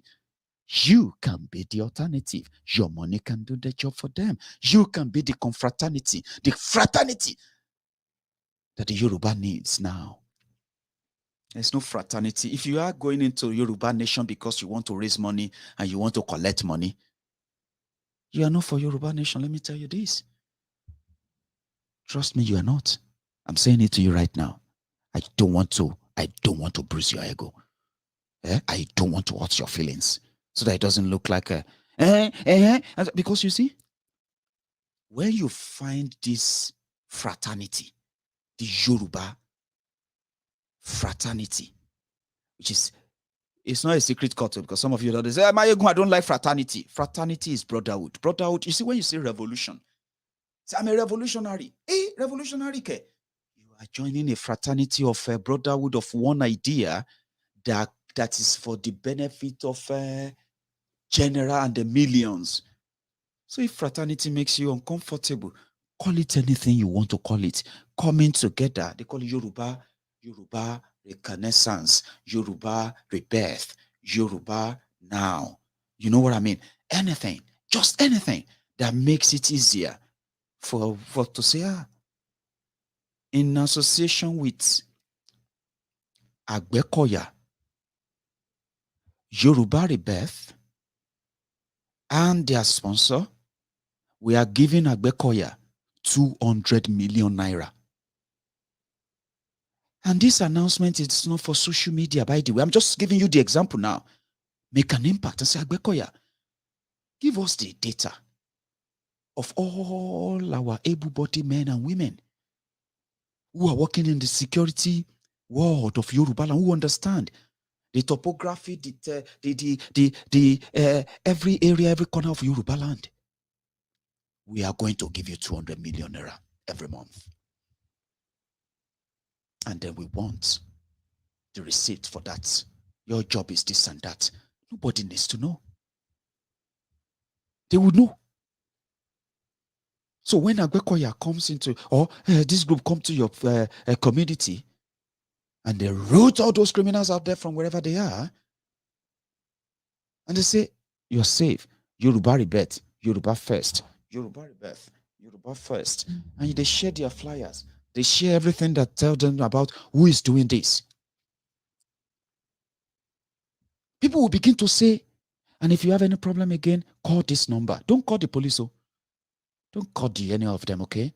If you notice any strange movement in your area, we need you to call this number. When you begin to build that kind of trust within the local communities, and your politicians begin to go to those places, and people begin to tell them that you useless people, look at that water system there. It's not borehole, water, proper water system is built by the Yoruba First team. These are the things that we should be getting from you criminals. Look at that schools there. They were built by the Yoruba. I'm using that Yoruba First, Yoruba Now, or anything. I'm not a millionaire. You know what? If to say I'll be one kind of millionaire now, I can start it.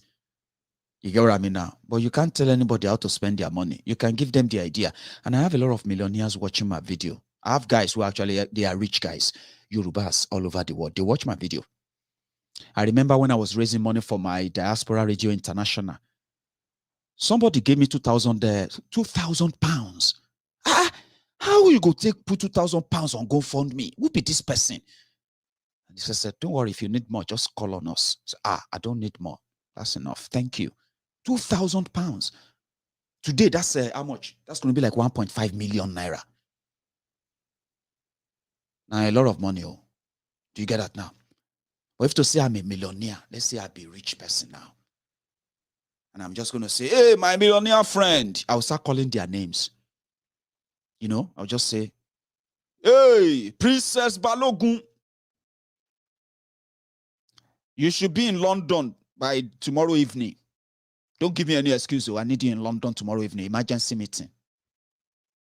Baba Shade from Dublin. You know, there are some people who watch my video on Facebook. They're like, Baba Shade is watching. Baba Shade, like Baba Shade from Belgium. You need to be in London tomorrow evening because I know say Baba Shade will pay. Maybe Baba Shade will come and give 500,000 pounds. Princess will come say, my time hard. It's only you that can give me, that can make this call that I'm going to answer. I'm going hard, insane. But my phone 1 million. Say, share 1 million every month. I be 1 million every week. Every month. 1 million pounds. I say, hey, that's good. Then I'll start calling people if I'm a millionaire. Or some say, Mayegun, don't worry, you'll become a millionaire. And me, amen. The first time, when I make my first million, I will go and build something in Odo, Bolu, apart from what I'm doing right now, trying to see people, take care of things and all of that. But there are rich people watching me. They're laughing. They're laughing right now. But if I manage to get into your head, this is what I'm talking about. You can make use of some money. You know what I mean? You can give us something. That money can be used. I know that nobody wants to just give money to anybody or give money to some people that go there, you know, they'll say, leader. They say, who is the director of a Yoruba, this and that funding? They say, oh boy, you don't know that guy where they go. Say, who him be? Say, and that guy be the chairman for Yoruba First. And the guy they share it. Say, I they drive this limousine. I say, since the people they abroad, now all of them they abroad, all these rich people, they do Yoruba Nation. The guy just a maga them. The guy don't marry 3 wives now. He don't build about 5 houses. The guy na big man, oh.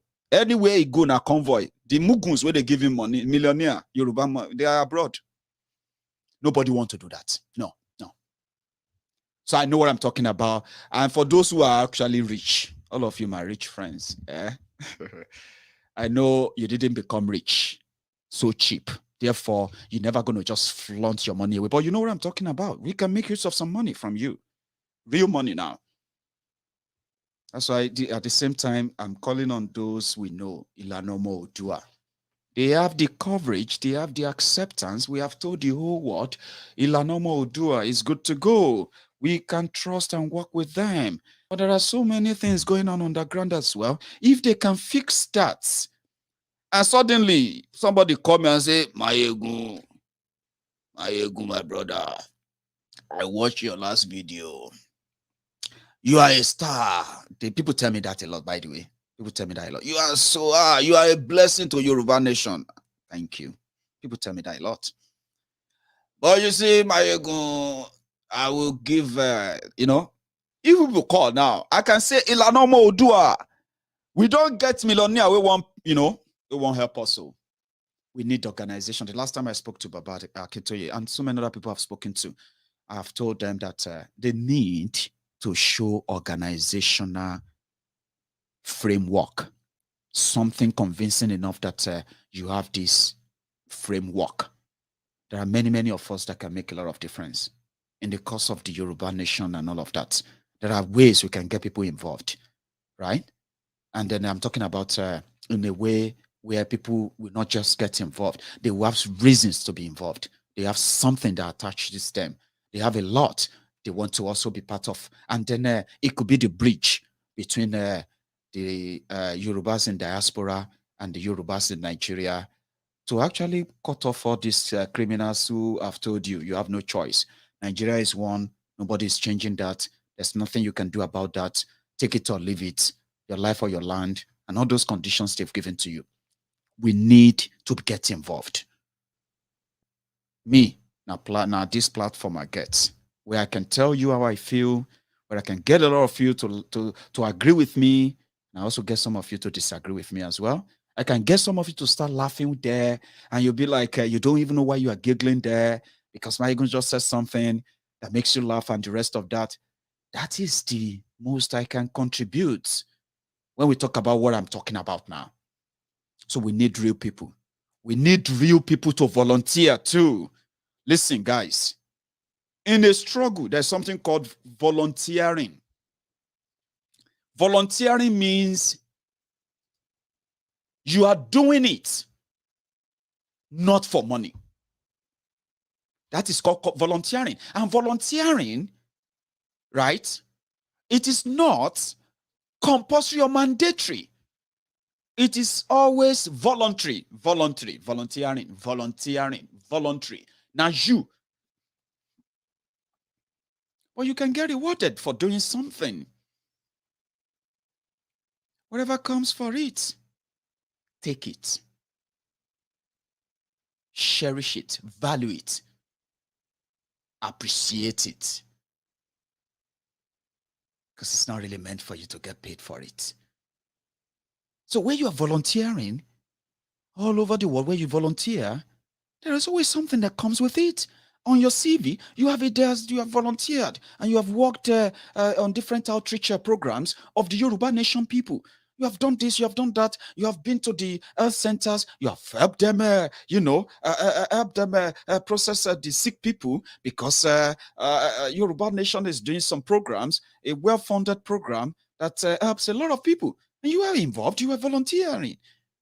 You know what I'm talking about? Get used to volunteering. Tell your children to get used to volunteering. Tell them about volunteering to helping other people. You see all these things, they call it community. Community this, community that. You don't need offices everywhere before you can sell Yoruba Nation. You just need people. You need people. Number one, resources, the people. People who knows what they are talking about. People who knows why they are talking to people. And then, what's the end result? All of these things requires us to get involved. You should get involved. When you go, see, you don't even need to go to outreach and be doing ejakede igbala, bashenkede igbala, bashenkede osan, so there you, bashenkede igbala. No, you know those things. You don't need to do all of that. You can start a conversation with family members. You can start a conversation with anybody, anywhere. And you have that conversation in a way that you can bring something out by telling them something, not arguing with them, getting involved. It's a long thing, oh. It's a long thing. You don't need to do Ikede. If you do Ikede, it's not bad, though. You can go out there. Kere o, onílé, àlejò, ọmọdé, àgbà, ọkùnrin, obìnrin. Yorùbá nation ni o. Ìdí rèé o. Àwọn ọmọ wa tí wọ́n lè rí iléèwé gidi lọ. Yorùbá nation ni o. Go out there, do that, do evangelism. Evangelism is also good. It depends on whatever you are good at. Just do it. Get involved. Don't join those who always blame people. Don't blame people for your problems. Don't just blame them. Do something. Nobody is coming to change anything for us, okay? Talk to people. Get comfortable talking about Yoruba. Tell them what we could have been. Tell them what we could have been. Use your imagination to the highest of whatever it is. Do it. Enjoy it. Feel comfortable about it. There's nothing wrong in that. Nigeria is not bigger than you. Nigeria is not bigger than Yoruba nation.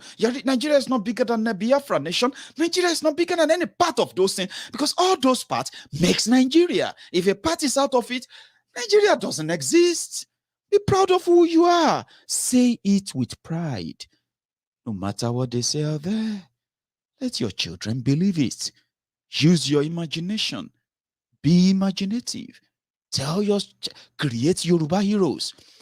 Superheroes for Yoruba. Create them in your stories. Tell your children. Let them tell their children too. Do it. Get involved. Stop feeding them with those lies that they're going to find out later. And they're going to say, fuck Nigeria. And you're not going to feel comfortable with that. Junior, when did I raised you well? When did I raise you to be using F word as a mommy? Should this not know what make person use F word? So I raised you well. You're a Christian. Don't use F word. Nigeria will make them use the F word one day. Because you're lying to them. If you continue to tell them that Nigeria is a great country and Nigeria will be a great country someday, it won't. Tell them. Yes, officially we are Nigerians now. We didn't create Nigeria problem. I didn't. My father didn't.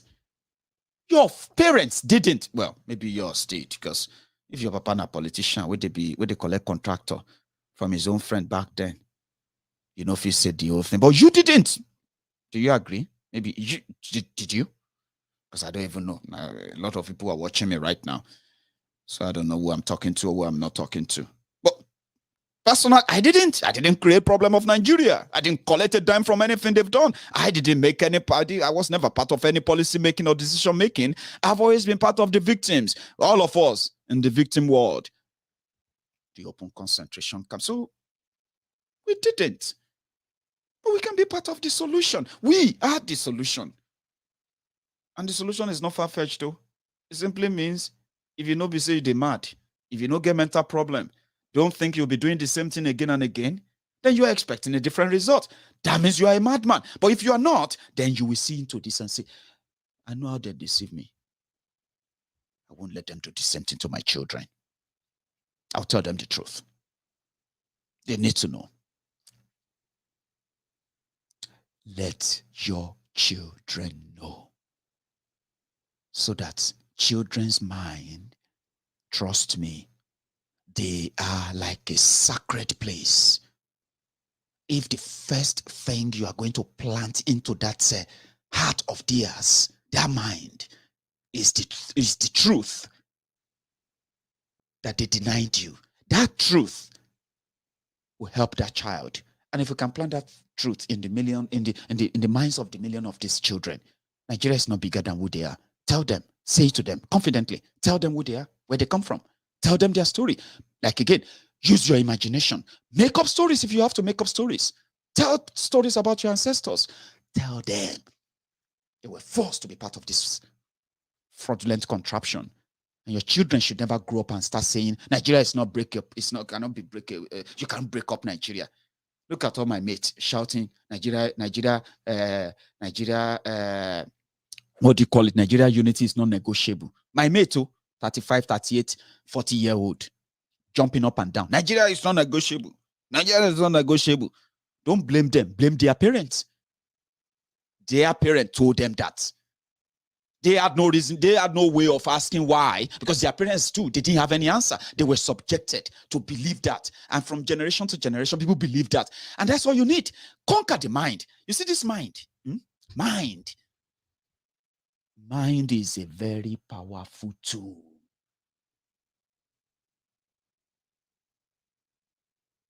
If you don't use it, somebody will use it for you.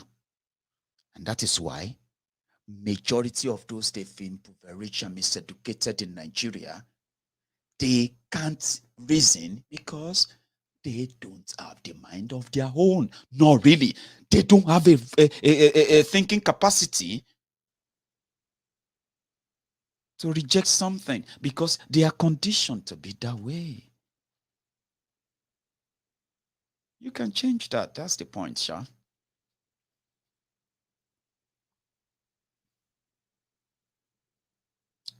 Don't lie to your children, please. Don't lie to them. Let us have a generation that knows that they are from somewhere before Nigeria. Yeah? And in fact, that somewhere was better than they are in Nigeria today. If you raise a generation like that, the job is half done. It is half done. But again, I am just a teacher. I am just Mayegun. I haven't received such calling to lead millions of people. I haven't. Maybe as they say, life is a teacher. The more you live, the more you learn. As I age, as I grow older, maybe, just maybe, I may get such call. And as they say, such call to get so much to the point that you dedicate your life to lead millions of people to what you believe. If you ask me, how am I going to do it? I'll do it just the same way I just told you. When people say, Mayegu, come here, we want you to come and be this and that, I will say, give me 3 multimillionaires that believe in that idea. If you can't give me 3 multimillionaires, Yorubas, who believe in this idea, just make me a supporter, please. I would love to be a supporter of the idea. Don't make me lead something. I won't say more than that. However, God can use anyone. I mean, my job as a teacher is to make you believe that you are valuable. In the course of this whole thing, it is just how you see yourself that we then decide. Any one of us can be that useful. Any one of us. But you must be prepared for it. You must have that prepared mind. You must never have it at the back of your mind that this is about what I can gain or what I can get. The moment you are not that selfish, probably you get, and you are choosing, you get there. But for somebody like myself, I am a teacher on the temple of truth. Say it. Let the people do what they like with it. Tonight, I have said it again. I am a Yoruba man, a proud one. And Nigeria does not come before my Yoruba until when we are able to change this. Officially, I am still a Nigerian, no doubt. But like Omoyele Sowore once said, Mayegun, many Nigerians have mentally succeeded from Nigeria. And he was right. Thank you so much for your time tonight. I'm going to see you some other night. So if you're watching me right now on YouTube, like that video before you go. Watch it over again if you have to. I'm going to see you some other time. Good night.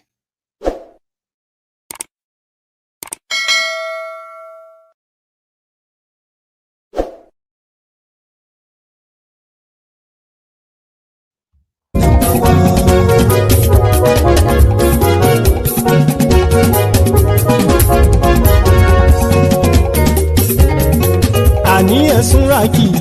Máyégún ti dé. Máyégún ti dé. Ọ̀jẹ̀lú ẹ̀sùnra kì í. Máyégún ti dé. Àní ẹ̀sùnra kì í. Máyégún ti dé. Lórí Facebook. Máyégún ti dé. Àní ẹ̀sùnra kì í. Máyégún ti dé. Lórí YouTube. Máyégún ti dé. Àní ẹ̀sùnra kì í. Máyégún ti dé. Bọ́ bàbá gbé wúrẹ́. It's okay, off your mic, it's okay.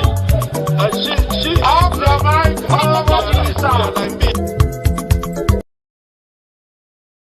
to that, to that imbalance was a Yoruba man, and he gave his reasons. Here is what he said. But one thing I believe we all have in common, Nigeria. One thing that we have in common, Nigeria. Ijo nation, if you like. I have never used Yoruba nation, and I will never. Because I believe that my Nigerianness is bigger than my Yorubaness. And neither my Yorubaness nor my Nigerianness should stand in the way of each other. For me, my Nigerianness is very important because I am more than what I should have been as a Nigerian than as an Oduduwa Republic man. And I believe that that should be the case for every one of us.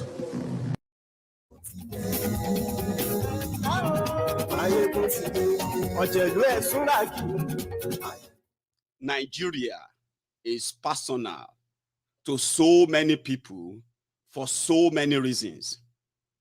One of them is what they have become by projecting Nigeria as their country.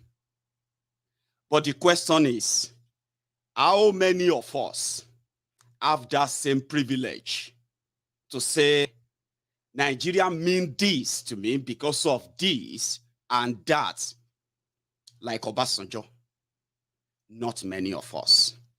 He said he wished it on the rest of the country, like all Nigerians, to feel that way, which is great, lofty, beautiful idea that they always profess, but they never really implement.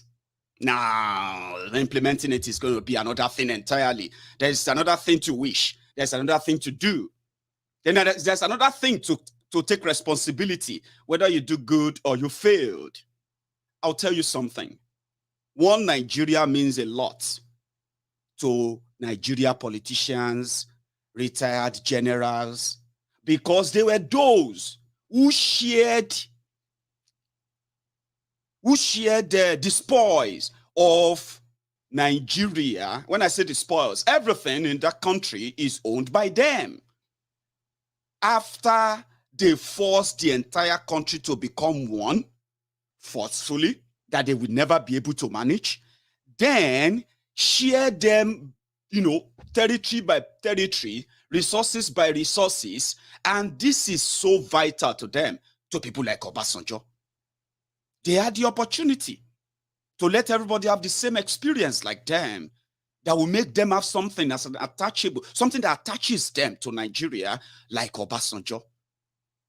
It is not all, not all Nigerians are lucky to have a government use law and force to take people's lands and call it government land and then reallocate them to themselves. Choice properties, choice lands all over Nigeria, including the oil wealth. So they have managed, right, to privatize the people's wealth. And that is personal to them. Not all of you have that same luxury, because Obasanjo and gang did not make that happen. How then do they want people to continue to attach themselves to a country that is so polarized with impunity?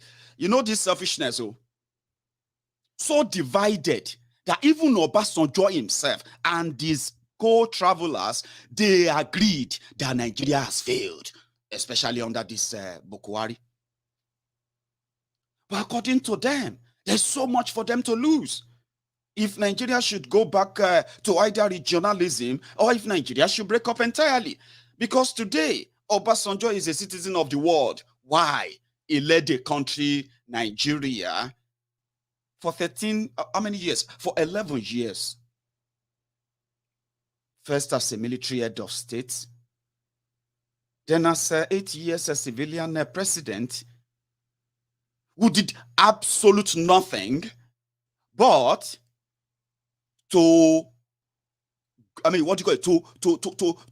glorified corruption in a different way that he himself will never admit. Same way BUHARI came to legalize corruption in his own way, as he believes something is likely going to be talking about in years to come, like Obasanjo, and he will tell you how much Nigeria means to them. Obasanjo had an opportunity. If for no other time, it was in 2005 when Nigeria issue came to a boiling point, not as bad as this. Opportunity. A Yoruba man. Not selfish, not because I don't really want to go deep into Obasanjo's failure as president yet. But this particular one stands out when it comes to a boiling point, when people said they've had enough. Let's have a sovereign national conference. That's the same thing people are asking for today. Let's have a national dialogue. This is not working. But you know one thing, every time they have that chance, somebody in power whose selfish interest will always override the general interest will always be in that position to rubbish that. And that started with Obasanjo under this dispensation. Democracy. 2005. We didn't know that Obasanjo was actually funding his own third-term agenda. That was why he agreed to the Sovereign National Conference of 2005, where people came and they said, you know what? This Nigeria is not working. This state by state, no. Right? Let people control their resources. Let all the regions do their thing. Let's go back to this. Let's go back to that. They submitted their report to Obasanjo because that report didn't come with third term, like life president. As long as you win an election, you can always be president of Nigeria. So that's the vital point of that conversation, the division, the differences, the forceful union remain forceful union. The differences remain differences that they could only use to continue to hold everyone together. We need to do our best for Nigeria. We need to work. We have to be patriotic. Everybody is not just government. Everybody needs to do their part. Meanwhile, the people that are really saddled with the responsibility of keeping us safe, keeping your money safe, curbing corruption, and the rest, they are neck deep, body deep in the same thing. They want you and me to be patriotic enough to stand against. What do I mean by that? People came together, they said, this is not working. Obasanjo through, I bet that report has already gathered enough dust, if they still have it, in their presidential office in Abuja. It started with Obasanjo. Then, Another failure of the same Obasanjo was that he knew Nigeria was completely fractured. They all knew.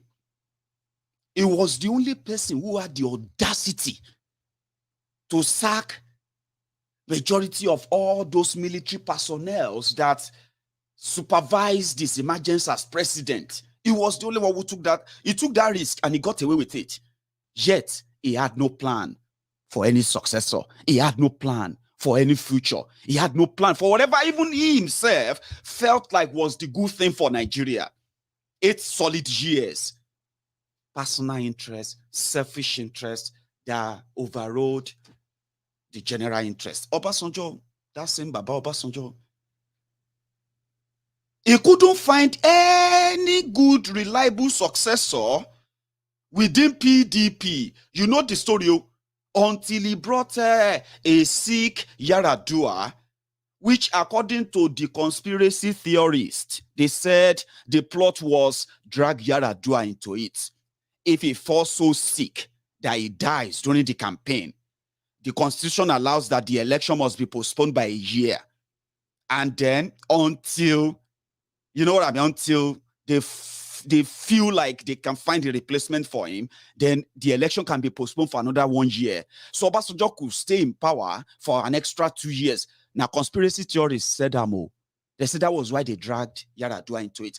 That was the man who thought the future of Nigeria should be where everyone has the same thing he has. But it's not true. It's all about selfishness. And you know, don't let us even go into the endless assassination, political assassination under this man that started with Bola Ige, Funshaw Williams, and so maybe Ari Sekibo or Dekibo, Mashahari. So many people who tried to cross Obasanjo line, and then they paid with their lives. No joke, let me say, during that time, just like what you have now. He brought somebody who had no plan or anything related to whatever Obasanjo had as the next president. That was Yaradua. Jonathan, that was so lucky that Obasanjo has managed to help them chase Alamesia away. He was preparing to be governor of Bayelsa State. Obasanjo dragged him there so that, according to people, he could still be in control for that future Nigeria that is now gone. The Obasanjo is not proud to be called a Yoruba man from Yoruba nation, because Nigeria gave him something that the Yoruba nation would never give to him. But whatever Nigeria gave to Obasanjo, how many Yoruba young people are going to have the same opportunity like Obasanjo among the millions that came after him, now that he is in his 80s? Last, the ship of PDP collapsed in 2015. And when you look at all the players, Obasanjo was involved, talking about the future of Nigeria. Now, his involvement in 2015, still, about Nigeria, whatever we feel like, we should always, because Obasanjo and gang, they know better. Nigeria gave them life. Nigeria gave them energy, oxygen that they breathe with. But how many other young Nigerians, Yorubas, Igbos, Hausas, Fulanis, has Nigeria snuffed lives out of? The same oxygen that Obasanjo breathed with, the same oxygen that Babangida is breathing with, the same oxygen that Abdul Salami is breathing with, the same oxygen that Jonathan and the rest of them are already breathing with as we speak. Why the same oxygen is being snuffed out of the lives of thousands of Nigerians? 2015, he got involved. And 7 years after that, this is what Obasanjo had to say. Let us give the credit again to Channels Television, who gave us this clip. Listen. But one thing I believe we all, in 2011, I went to Maiduguri and I was put in contact with Boko Haram leadership. And I asked the man who was intimidating, what do you think is the foreign involvement with Boko Haram?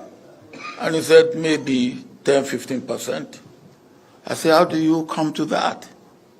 And he said, well, we know them, we know what they bring in, and the people, not much. And that time, it will have been easy to deal with the issue of Boko Haram.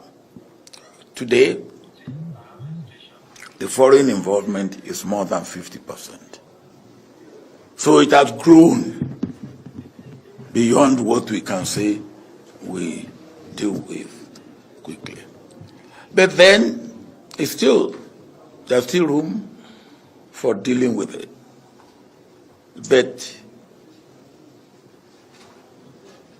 somebody said, yes, we do not need the president, the governors, and the legislatures.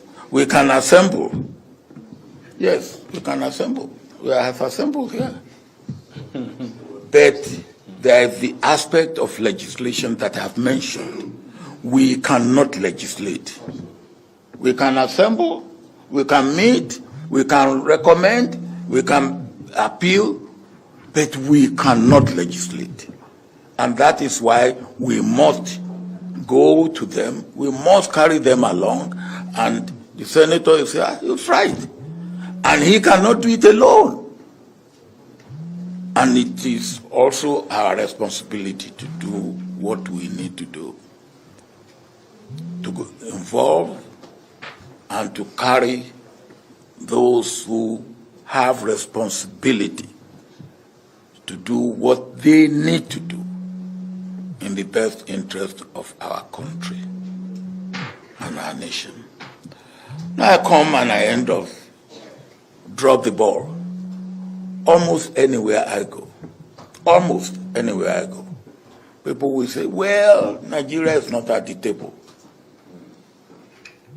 And that is the truth. Oh yes, Nigeria is not at the table. About a week ago, I was coming from Gambia, where I've gone to observe the election on behalf of the Commonwealth. And when I got to Togo, Lomé, the president of Togo was waiting for me, and he took me to his house, where I met the former president of Niger, President Issoufou. And they sat me down and said this and that and this and that. Some of the questions they asked me, I cannot answer, because it borders on what they expect Nigeria to do, which they found Nigeria not doing. And how do I answer that? What do I say? So at the end I said, I hear you. And when I get home,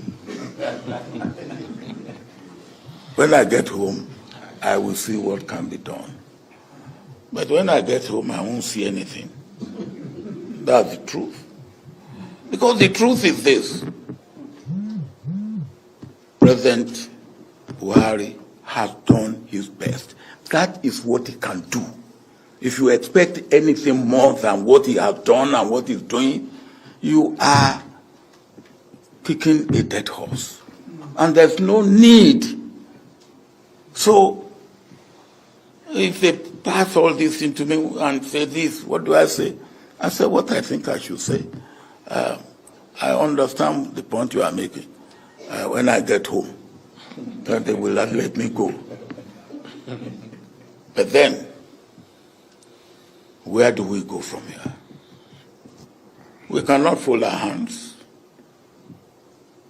I believe, and that is part of what we are doing here, and what I believe we must continue to do. How do we prepare for post-Buhari era. Buhari has done his best. My prayer is that God will spare his life to see his term through. But what do we have after Buhari?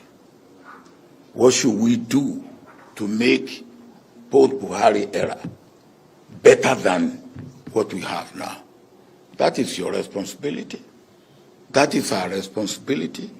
And that we cannot, and it's not a question of passing the buck or and saying, look. The questions that comes to mind are, how many people need to die before Buhari sees his tenure through? How many people need to die?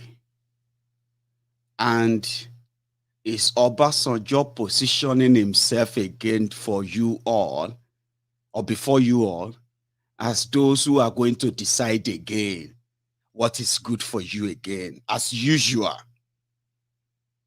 Because he loves Nigeria. He is always involved in everything. And just like himself, everything he's involved in has brought further failure to Nigeria. Haven't they? Everything is, you know.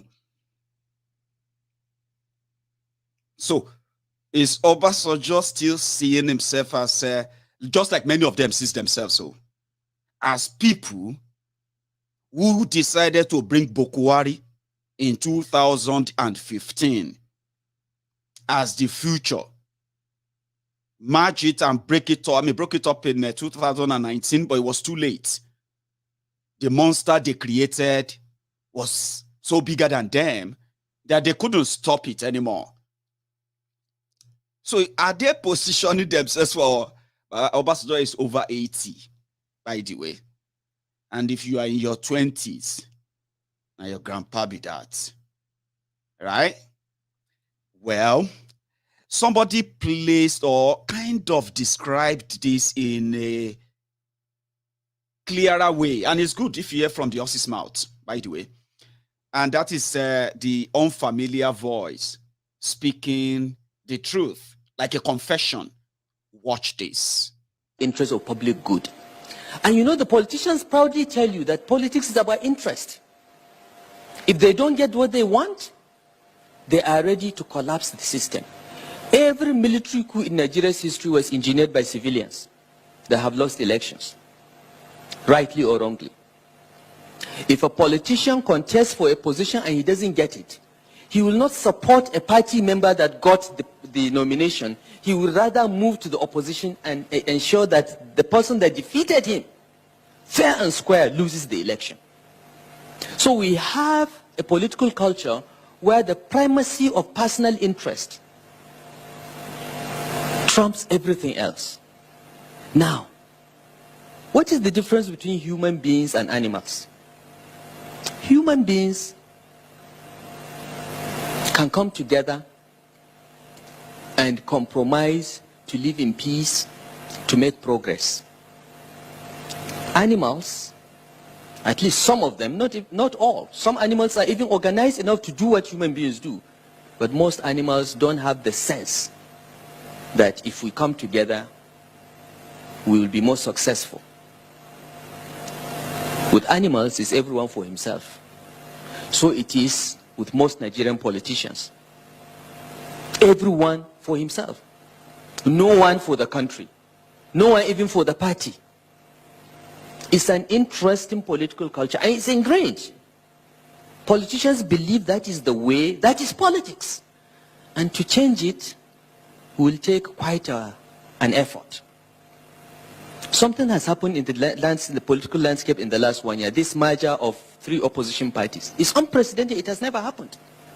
It only happened because the 3 leaders of the parties, that is General Buhari, Asiwaju Bola Tinubu, and Dr. Ogbonnaya Onu, decided that we must put aside our own personal interests, our personal aspirations, our personal ambitions to save the country, because if we don't save it, PDP will take each one of us one by one and kill us.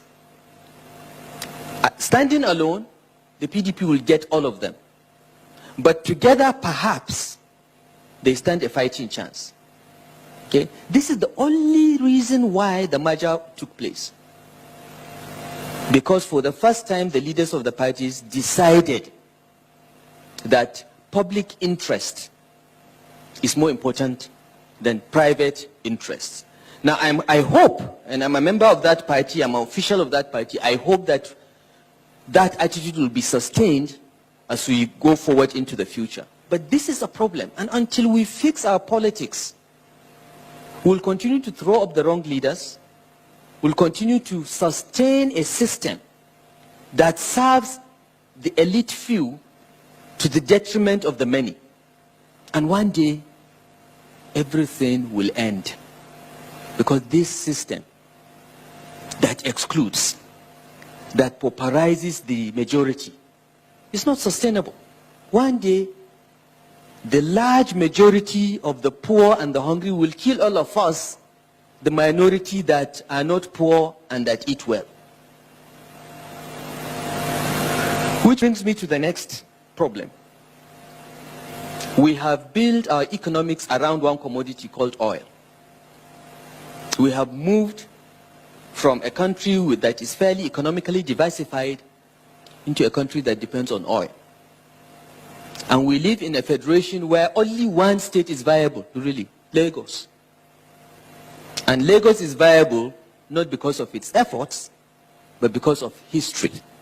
It was the federal capital, it is the commercial capital, so they have the tax base to tax and be viable. Apart from Lagos, no state in the federation can pay the cost, the running cost of its government without a monthly check from Abuja. Two other states can pay salaries. Kano, for the same reasons like Lagos, big history, some industrial base, and Kaduna, because one former governor sacked half of the civil servants, a military governor. Sorry, I don't want to bore you with him. Some of you are getting bored, and you know that everything is said there. This was before 2015. Oh, I decided to play you old video there, right? When they were cooking the lies. And the, what do you call it? The BUHARI idiots, the cyber barbarians, they were feeding them. Even those who got affected or infected by the changer virus, which ended up as a chain, well, it was speaking common sense, more or less like a confession. What they did or were doing to take over power. And when they took over power, they became the monster you have to deal with today. So we have a music for them. We will work with you to build a Nigeria that is not corrupt. I bring you a message of hope.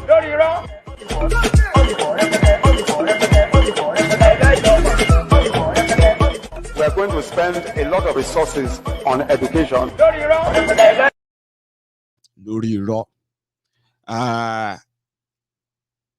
We know the reasons why they would never support either Yoruba Nation or the Oduduwa Republic, Biafra, and like he mentioned, Niger Delta Republic and any other Arewa Republic and any other republic that might come out of the first union of 250 nationalities. How do you even do that? Here in Europe, you have every ethnic European, what do you call it, nationality in their own country. Proud, little, big, whatever you want to call it. But these are countries that you actually fit into different part of what is called today's Nigeria, comparatively, right? Bigger place, freer countries, but bigger place and first countries. So we know why they will never support that. It is because it will never give them the spotlight that they enjoy. Because normally, listen, normally, most of the people you celebrate as leaders in Nigeria, whether religious or whether traditional or political or even military, majority of them will never, ever survived any of those ranks they obtained in Nigeria elsewhere, same way they did. I mean, they got them in Nigeria. These are the guys, if you look at your military, these are the guys who never really fought any war to save the territorial integrity of Nigeria from terrorists, from anybody. The ranks they give to themselves, the title, the promotions they give to themselves, they got them from killing Nigerians. That's where they get the ranks from. Planning coup, overthrowing governments, and then rigging elections, killing innocent protesters. These are the qualities of things that gives them rank. Or then if you know people, you know, in power as well as all of them. So it's all about them. And they will never let go just like that. But somebody reminded us, even within the chamber, you remember this? There is a problem that they are all avoiding. There is there's something that created the problem, sustained it, including with what we are currently having. One thing, until there is no longer that fraudulent document, we will continue to go in circle. And like I asked, how many will need to die before BUHARI is no longer there to use that power under this fraudulent paper? Is the credo of our republic. It says unity and faith. Just a moment. Before we go on to that, my friends who are watching on YouTube, right? I want you to use this moment while you leave the chat room to like that video, share it if you haven't already, okay? And my friends on Facebook as well. This is also a moment. You can just search for Mayegun's Diary Political on YouTube. Join there, subscribe. There's no difference. Same thing you spend, times you spent, and then what do you call it? The data you spent on Facebook is the same you spend on YouTube. I just thought I should add that before we proceed. Let's proceed. Is the credo of our republic. It says unity and faith, peace and progress. The truth is, whatever a man sows, the same he will reap. And that goes for a family, that goes for a tribe, that goes for a nation, and that goes for a multinational republic such as Nigeria. When a nation or republic cannot keep faith with justice and with the truth, it will never achieve unity. It will never achieve peace. And it will never achieve progress. Mr. President, sir, one of us quoted from this Constitution and went ahead to make prescription for how to move forward. I dare to tell this nation today that this is the problem. This Constitution can never give us progress. This Constitution can never give us peace. This Constitution can never give us unity. And unfortunately, most of us in this National Assembly, we don't have the spine to face what we need to give this republic to have peace and progress. What do I mean? This Constitution has 68 items. 68 on the exclusive list.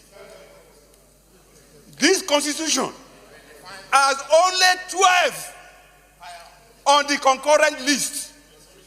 And those 12 are written so nebulously, so fraudulently, that you know that the intention is to even undermine those concurrent lists.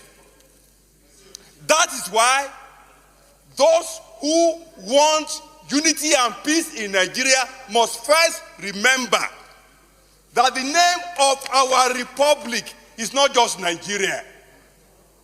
The formal name of this republic is Federal Republic of Nigeria. Unfortunately, we don't run a federalist system in Nigeria. Otherwise, what is so unique about all those things that are in the exclusive list? We used to have a parliamentary system, and then we wanted unity, we wanted peace, we wanted progress, and we therefore said we are going to go with a presidential system. Honestly, there are many presidential systems in the world that have peace and progress. I can't quarrel with that. But we must put in place the same safeguards that presidential system across the world put in place so that you can have what it needs to run the society.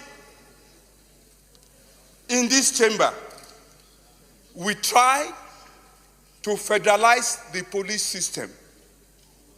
In this chamber, we failed.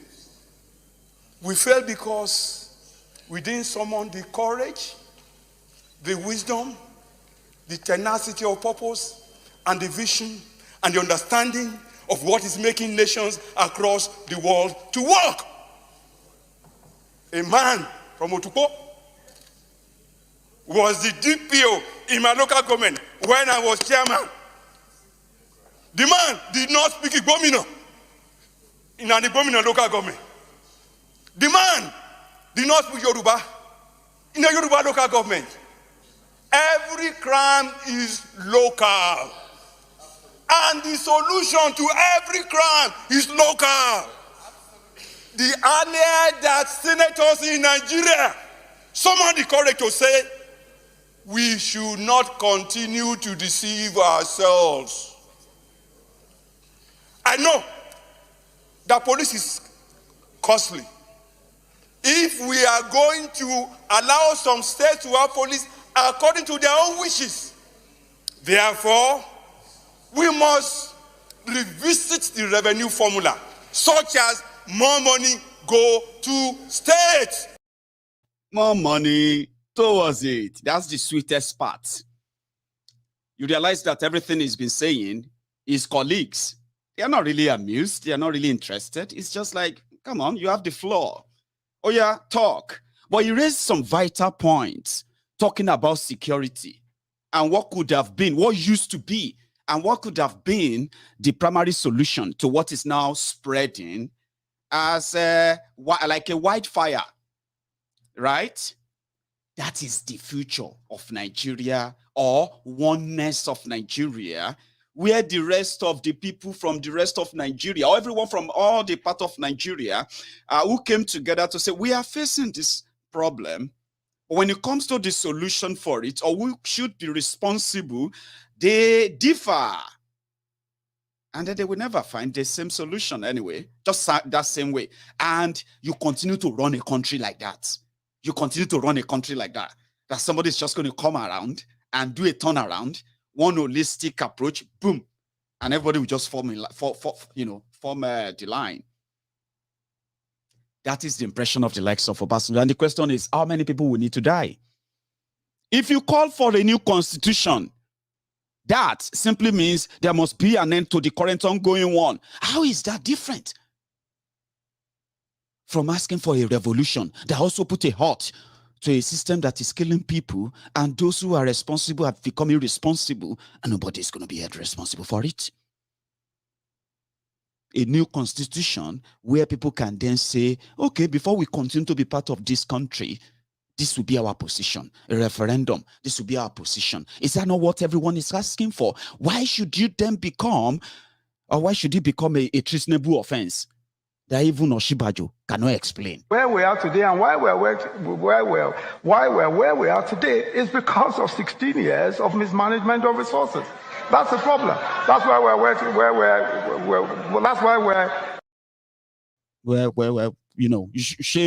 you get it. Don't take offense. Do you get it? You get it? Okay. If you don't get it, forget about it. 16 years. And if you look at that 16 years of PDP that Toshibade is talking about, Obasanjo is involved. Obasanjo is always involved. That's why we are where we are today. Sorry about that. If you ask for a new constitution as part of the request, that's why if you go for any revolution now, right? Any revolution that becomes bigger, the demand of the people should be a new constitution. A new constitution will be an opportunity for everybody to now chip in whatever they want. And that will be the first start. Something that can force their hands. I don't know how soon that will be. You don't amend a fraudulent document that gives absolute power to one man, one organ, and let me say one arm of government over the rest of the country. It doesn't work that way.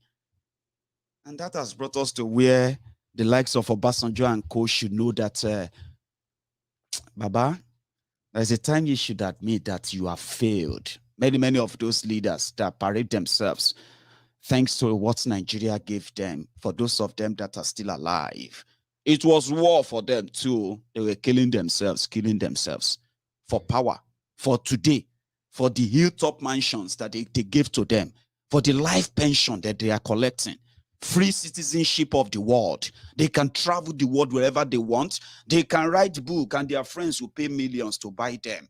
It doesn't matter if their friends are never going to read their books, like the one they wrote in Lagos. As long as Nigeria pays the bill, it doesn't matter how. But if Nigeria is paying the bill in cash only, fine. But Nigerians are paying with their blood. So whatever it is holding Nigeria together is not in the interest of Nigerians, and they want to have that chat. I mean, if you ask everybody, or trust me, if they are not talking about 2023, if they are talking about, let's have a conversation around there, what is going on in Nigeria, what is your interest, opinion poll, as poor as they believe that they have beaten people into poverty, yeah? Some will tell you that they will prefer them. You get what I mean now? But Nigeria continues to pay the bills. Nigerians continue to pay with their blood. Until you realize that, you are likely never going to know. So that's why they lie effortlessly. When you ask them, what is one Nigeria? You are a veteran. You have been the president. You have represented Nigeria. You have made decisions. You have, Tell us, sir. If I see Baba, what do you call it? Somebody said we should change that name from Obasanjo. We should modify it. What did we agree to? Some said Obankparo, Olusegun Obankparo. And some said, well, I suggested, what about Otta, Albert Einstein? So whenever I say Otta, Albert Einstein, then you know we are talking about Obasanjo, the man that is the most brainiest, the man who knows what Nigeria don't know, the man who understands where Nigeria should be. But somehow, for 50 years, it's been failure. Unfortunately, we can't compare him to, well, again, it's up to you. It depends on whatever works for you. Obankparo, Otta Albert Einstein, and any other thing that comes to mind. We know they like to insult elders. In our own way, we don't insult them, but it depends on what you call an insult. For example, if we say Tifnumbu, some said it's an insult. And I'm like, come on. As a way you say, in Yoruba land, we have Agbalagba. Then we have Agbayas. Then we also have the Agbaushis. Yorubas did not create those. You see those words? Yoruba did not coin them because they didn't coin those words out of the blues, there were those references, there were those that they saw. And Yoruba was like, you see, this one, Agbalagba, an elder. You see, this one is Agbaya, a useless old man or woman. You see, this one is Agbaushi, Agbaishe. I don't know the English of that. But some people shall know, but I'm a Yoruba man. So if you know that, they will never call a young man Agbaya. No. There are some Agbalagbas who are like Agbaya for the reasons, you know what I'm talking about. So I'm a Yoruba man. So you pick whatever suits or works for you, okay? So don't abuse them. We also have Agbaofo. Some said we have Agbaradarada. And then, you know, on and on. If these are Agba, in Yoruba land, these are the elders that have lost credibility, they've lost integrity, they lie unprovoked. Like Bisi Akonde. What would you call Bisi Akonde? What kind of Agbalagba would you call Bisi Akonde? Eh? So on and on like that. Do you get that now? So Akonde now wrote a book that he started lying effortlessly. Baba, who provoke you to lie? And though the lies, not that the lies affected me and you per se, but they were lying away from what they committed, which affected me and you. Some said, "Na agba oponu, agba rano, agba jati jati." You see, Yorubas are here. They know these words. We play with these words because we have those agba ushi, agba. You know what I mean? So if you now say this person agba ushi, how can you say that person is an insult? Oh, okay. Maybe those words were created or coined by young people who have seen failures in people they expected responsibility from, or they are like older, irresponsible people who also fail to take responsibility. So maybe that is why we have the rancor. They say it's an insult. Don't insult an elder. You don't insult. If you want to grow old, don't insult an elder. Say farabale. Who told you that foolish people serve, not they grow old? Do you think all the foolish people die young? They say all smokers are liable to die young. Did you read it anywhere that foolish people are liable to die young? They grow old too. And do you know what? Now, so people came to and they said, a fool at 40. If your foolishness enter 40 years, Baba, no hope for you. So don't worry. It's not an insult. It is a title. Bisi Akonde was lying effortlessly to the point that he provoked Baba Ayuade Banjo. You know that old man? That man is over 90. Yeah? And Akonde, when he was, let me tell you something, right? In Akonde's book, one second, Zeke, thank you by the way, Zeke. Can Obasanjo, Obasanjo, that's a new one. Can Obasanjo please explain what he means by Nigerianness? Is he referring to being known globally for fraud or terrorism or defecating in public? Thank you. Maybe somebody will, you know what I mean? It's all fraud. Zazazu. I was reading that online today. Something called Zazazu. Zay.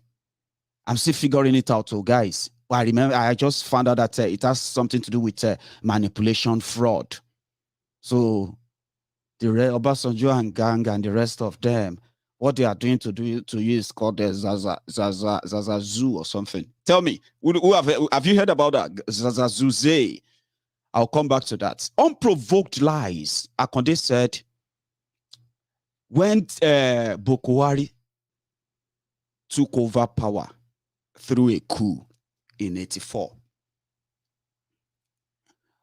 BUHARI's government rounded up the people they called corrupt politicians under Shagari's government. When they rounded them up Akonde was one of them. In fact, during Buhari's trial, during Akonde's and the rest of them's trial by Buhari's tribunal, they found Akonde guilty as a thief. And he was sent to 42 years in jail. A thief, among others. When Akonde, well, it was Babangida who saved them.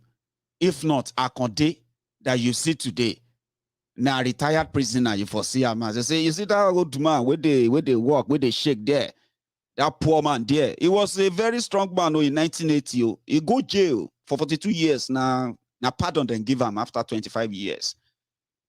So because Akonde got back, Akonde became one of the fraudulent fighters for Yoruba people, you know, Nadeko, you know, this Afenifere stuff.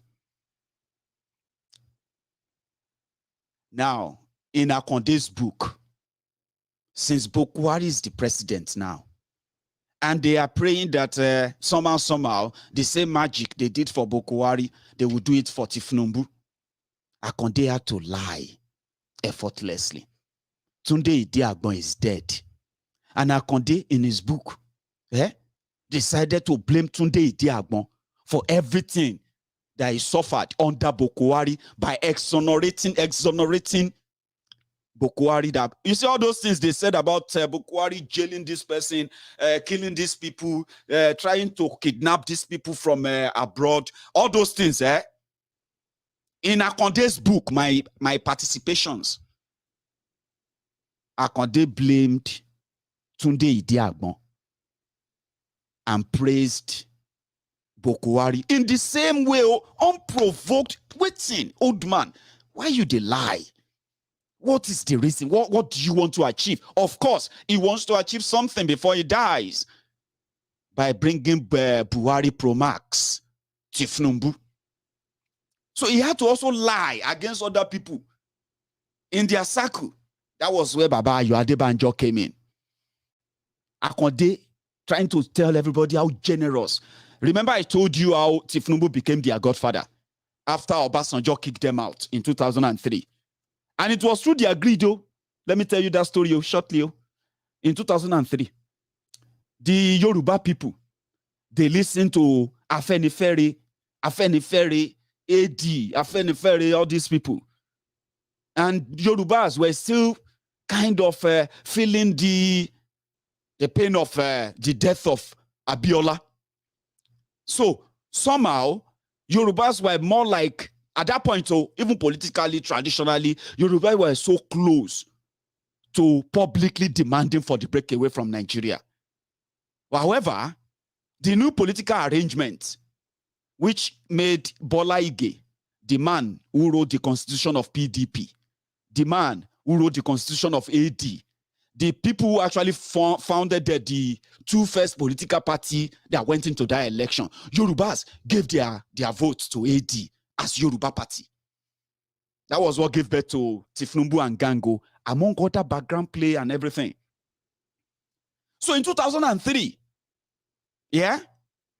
these Yoruba governors, after failing the Yoruba people, they knew, so arrogant, proud, and bunch of failures. They are still around though. Some of them are still around though. Some of them are dead.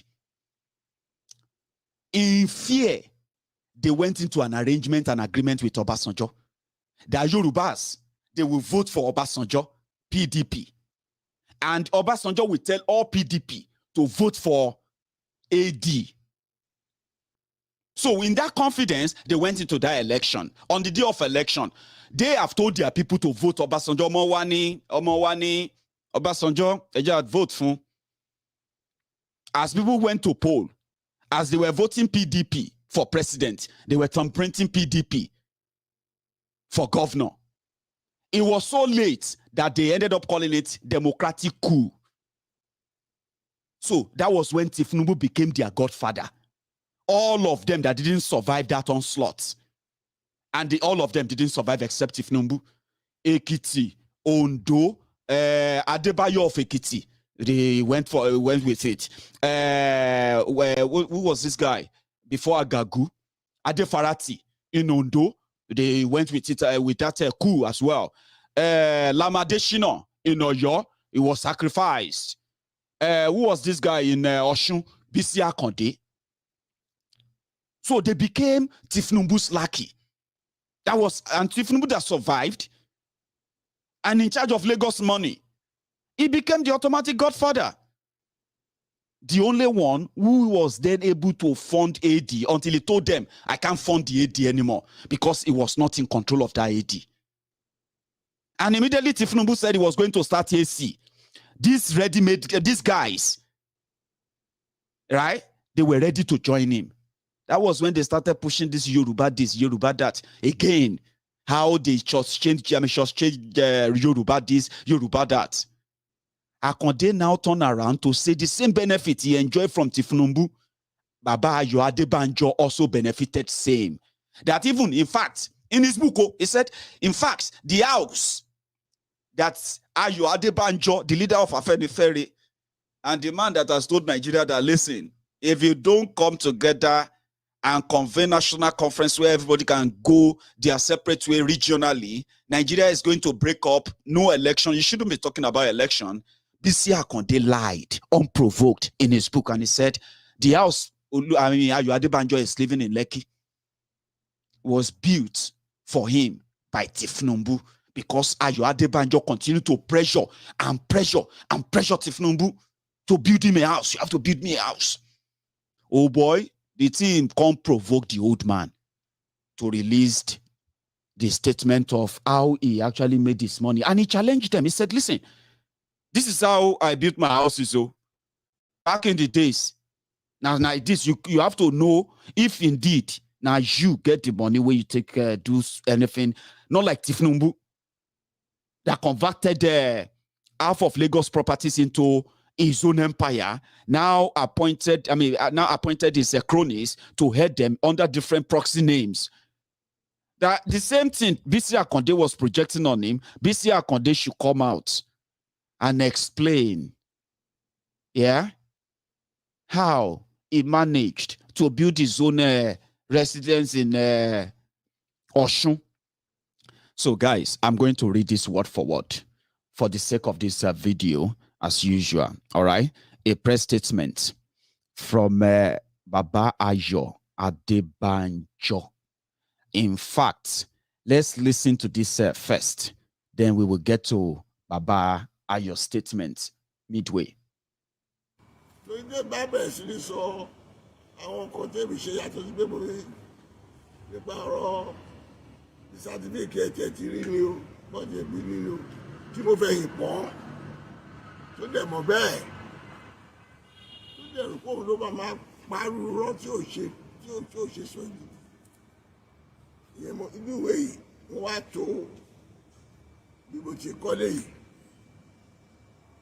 Àwọn ilé tí mo ti ní nígbà tí mo jẹ́ mo ti fò fún ẹ wá ni mo ta láti ta gbogbo ẹ̀ àti ilé tí mo fi ilẹ̀ tí mo fi jogún láti ọ̀dọ̀ màmá mi àti ilẹ̀ táwọn náà fún mi ní Bídé Olú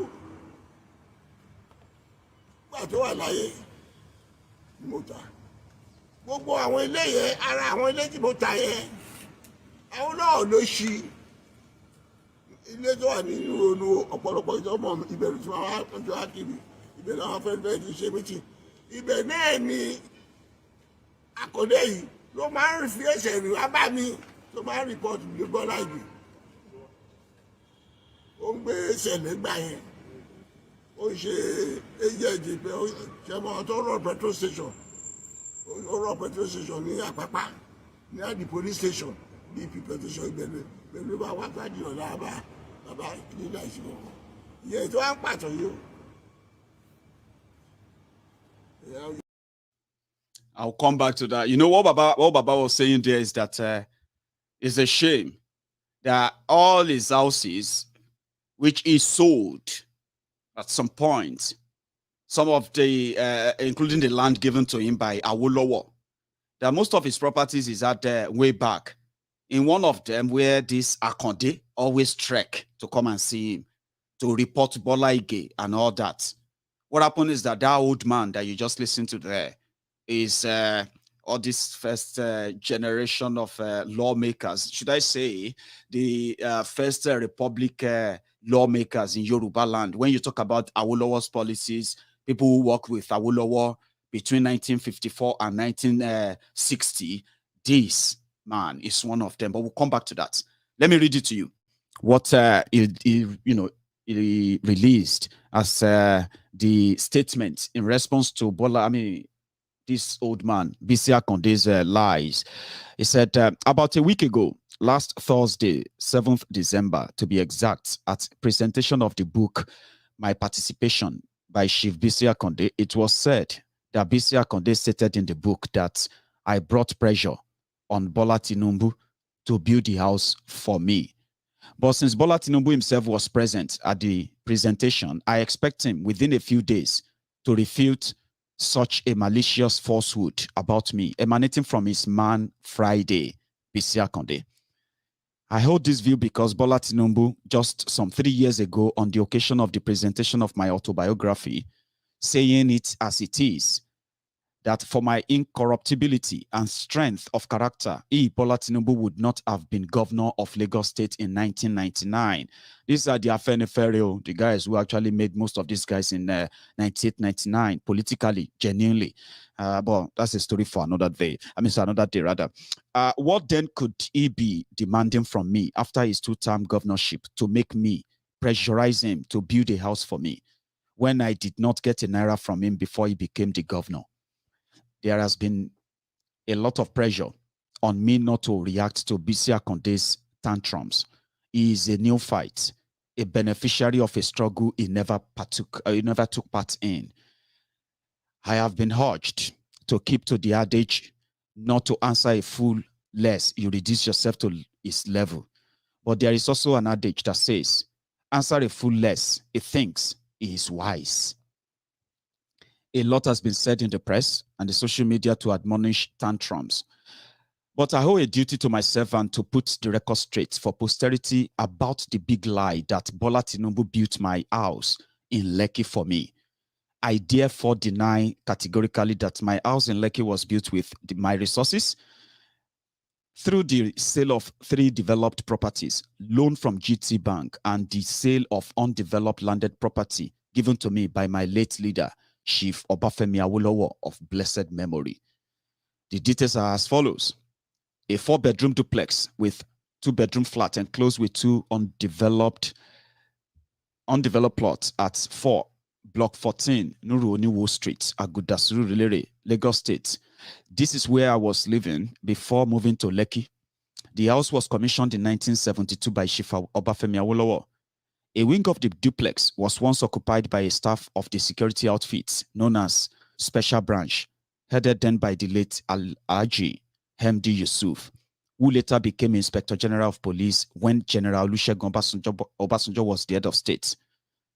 It was later occupied by one of the wives of Chief Pius Akinyelure, who often visit his wife there in company of Senator Bola Tinubu.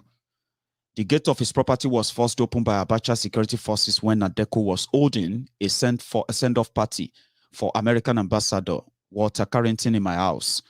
I took the federal government to court for damages and I was awarded 1 million naira, which has not been paid till today by the federal government. Mr. Olisa Agbakoba San was my counsel.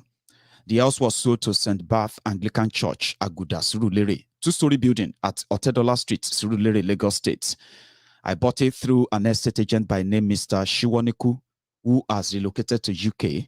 He has a brother in a legal, who has a brother who is a legal practitioner in Abuja. He said, the house was sold to a Ghanaian by name Mr. Akapo. He is still alive and he lives in one of the flats in the building. 4-story building with a warehouse on the ground floor and 6 flats on top. It was commissioned by Chief Awolowo in 1977. I inherited a plot of 45 by 100 from my mother, Salamotu Anomo Adebanjo, who built a bungalow on it. She bought the land when I was in primary school in 1940 from one Pa Idowu Onitiri for £20, which she paid by installment of £10, £7, and £3.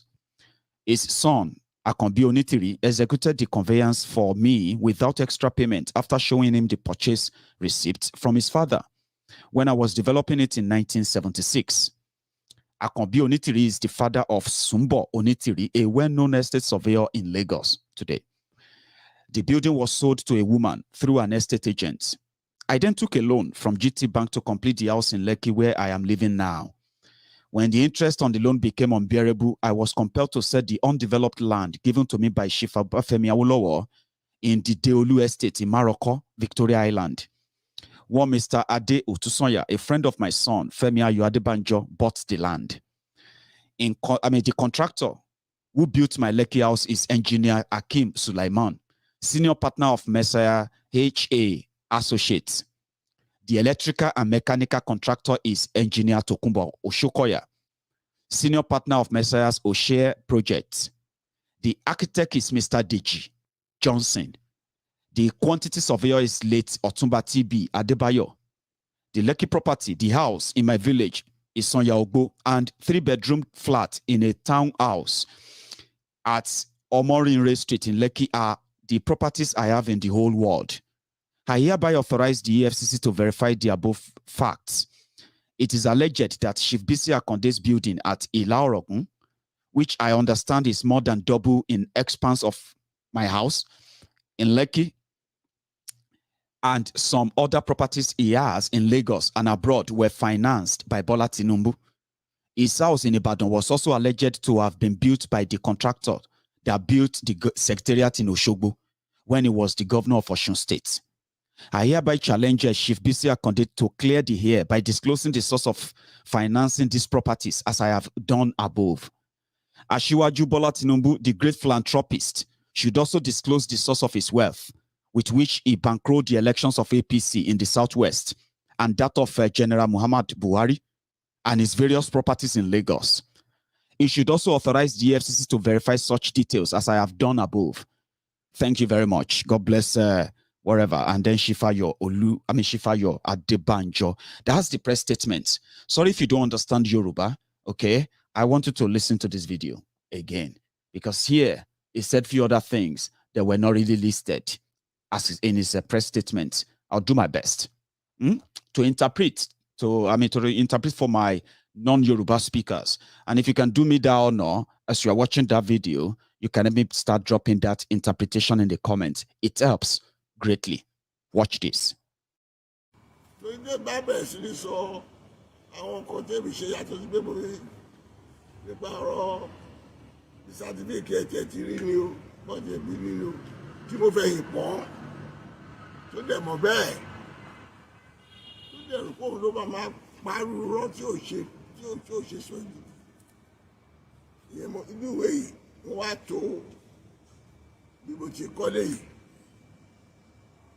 àwọn ilé tí mo ti ní nígbà tí mo jẹ́ mo ti kó fún ẹ wá ni mo láti ta gbogbo ẹ̀ àti ilé tí mo fi ilẹ̀ tí mo fi jogún láti ọ̀dọ̀ màmá mi àti ilẹ̀ táwọn náà fún mi ní dídé olú nígbà tó wà láyé ni mo ta gbogbo àwọn ilé yẹn ara àwọn ilé tí mo ta yẹn àwọn náà ló ṣí ilé tó wà nínú olú ọ̀pọ̀lọpọ̀ ìjọba ìbẹ̀rù tí wọ́n wá tọ́jú àkìrì ibẹ̀ náà fẹ́ẹ́ ti ṣe mítì ibẹ̀ náà ni Akande yìí ló máa ń fi ẹsẹ̀ rìn wá bá mi tó máa ń rìpọ́tù bí Bọ́lá Ìgè ó ń gbé ṣẹlẹ̀ gbà yẹn ó ń ṣe agent pé ó ṣe mọ́ tó rọ̀ petrol station ó rọ̀ petrol station ní Àpápá ní àdì police station BP petrol station ìbẹ̀rẹ̀ pẹ̀lú bá wá gbájú ọ̀la bàbá nígbà ìṣòro ìyẹn tó wá ń pàtó yìí ó ìyá Yorùbá ló máa ń yọ́lẹ̀ dá máa mú ara bẹ̀rù ẹ̀ ìjọ ìṣẹ̀lẹ̀ ní APC pápá ọ̀rọ̀ ọ̀dàlẹ̀ pọ̀ jù ìbẹ̀rù tí wọ́n bá mi àwọn náà ló ṣí kò pé tàdé láti ọgbà ẹ̀wọ̀n tá a lọ sí Ghana tó ń ṣiṣẹ́ bó fẹ́ lónìí ìgbẹ́ làwọn náà sọ pé ṣe ló tẹ̀lé sílé fáwọn ọmọ ìgbà tó ṣílé ìbọn tó bá jẹ́ ìjẹ́bú ni ó ṣílé àmúwò ó wá sí tèmi gbogbo àti àbàdàn sẹ́wọ̀n nìyẹn o ìyẹn lọ bẹ́ẹ̀ ilé kejì ti túta oníkan tí mo rà ní ọ̀dẹ́dọ́lá ó wà nínú yìí ẹni tí ó ra ilé yẹn lọ́wọ́ mi mo pè wá sí ìpàdé ó lè wá bí àwọn onírúurú yìí wọ́n ya fọ́tò ẹ̀ ó wà níbí ilé onípẹ̀tẹ́sì ní flat mẹ́ta ló wà mẹ́ẹ̀ ọ̀rẹ́ àwọn kan náà dáhùn mi Ghanaian ni gbàtọ́ lọ́wọ́ máa ṣe tí mo wádìí ó jẹ́ ṣì wá mẹ́ẹ̀ ìkan náà àwọn flat ilé yẹn ló ń gbé ìkẹta tí mo ta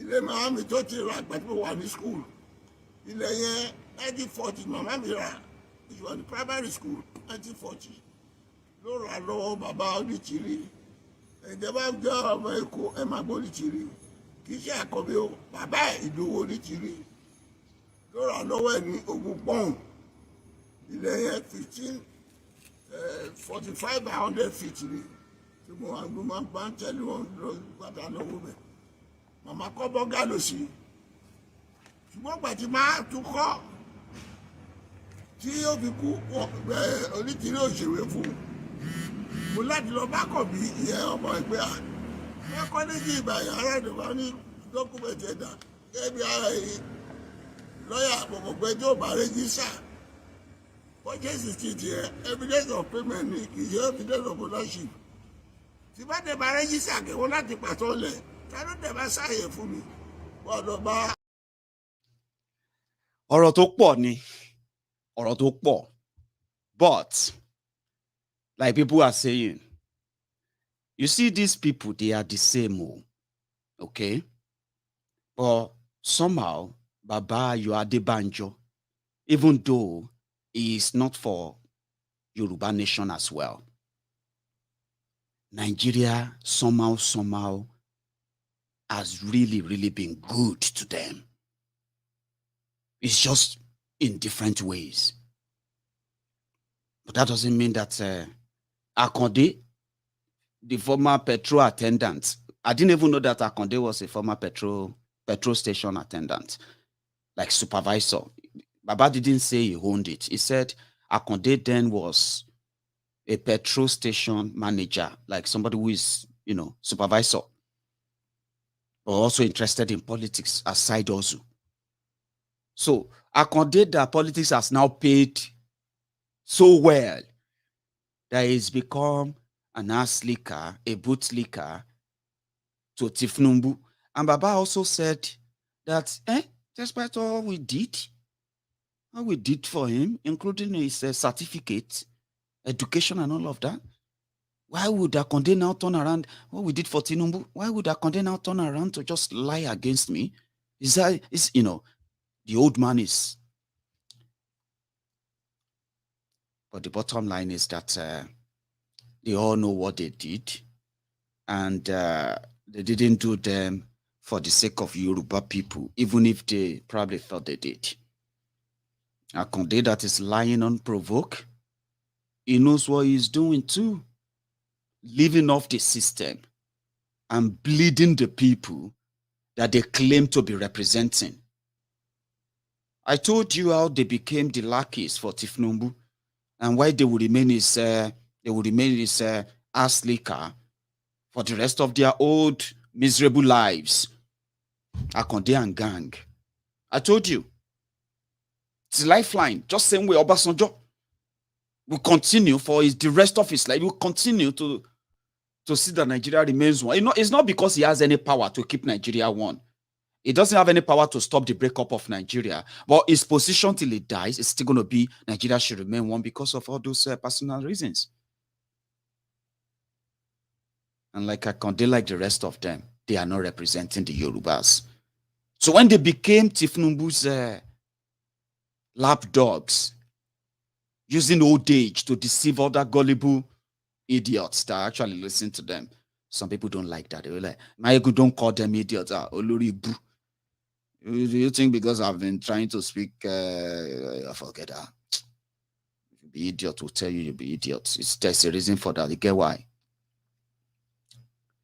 Tifnumbu that is plotting his political scheme.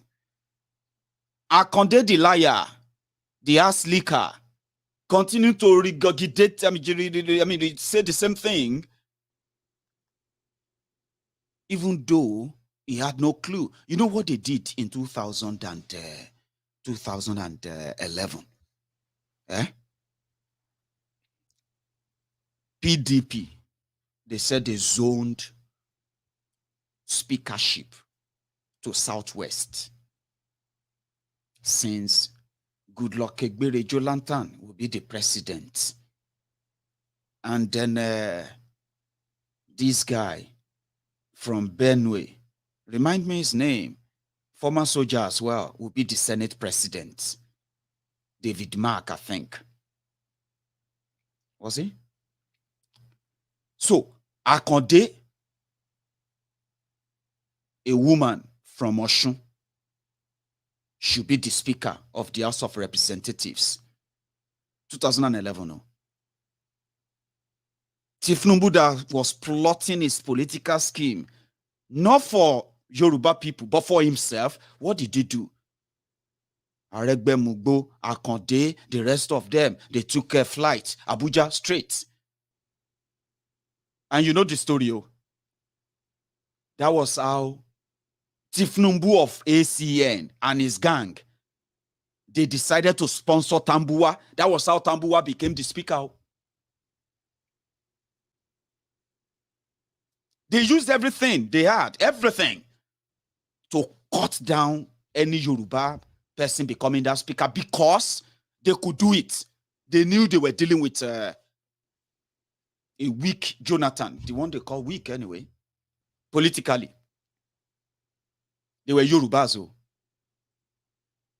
They moved to Abuja, spent millions of their money they stole from Yoruba land to sponsor Tambuwa from Sokoto to become the speaker. You know the rest of the story. The Lagos Abobakus. Yeah? They didn't see that as number 3 in their political arrangement, number 3 person in Nigeria, a woman or a Yoruba woman.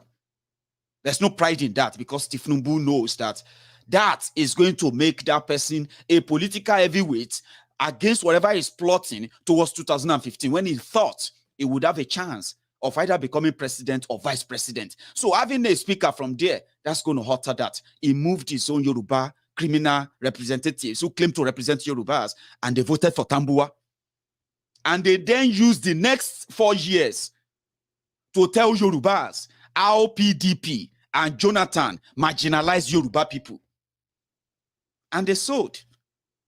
PDP lost, Jonathan lost 600,000 votes of Yoruba votes for that singular act. Smart, not so smart. Selfishness, greed, self-centeredness of these guys. It wasn't smart after all. 7 years down the line, look at us, look at Nigeria, look at our people, look at the youth, look around you. Selfishness of selfish people.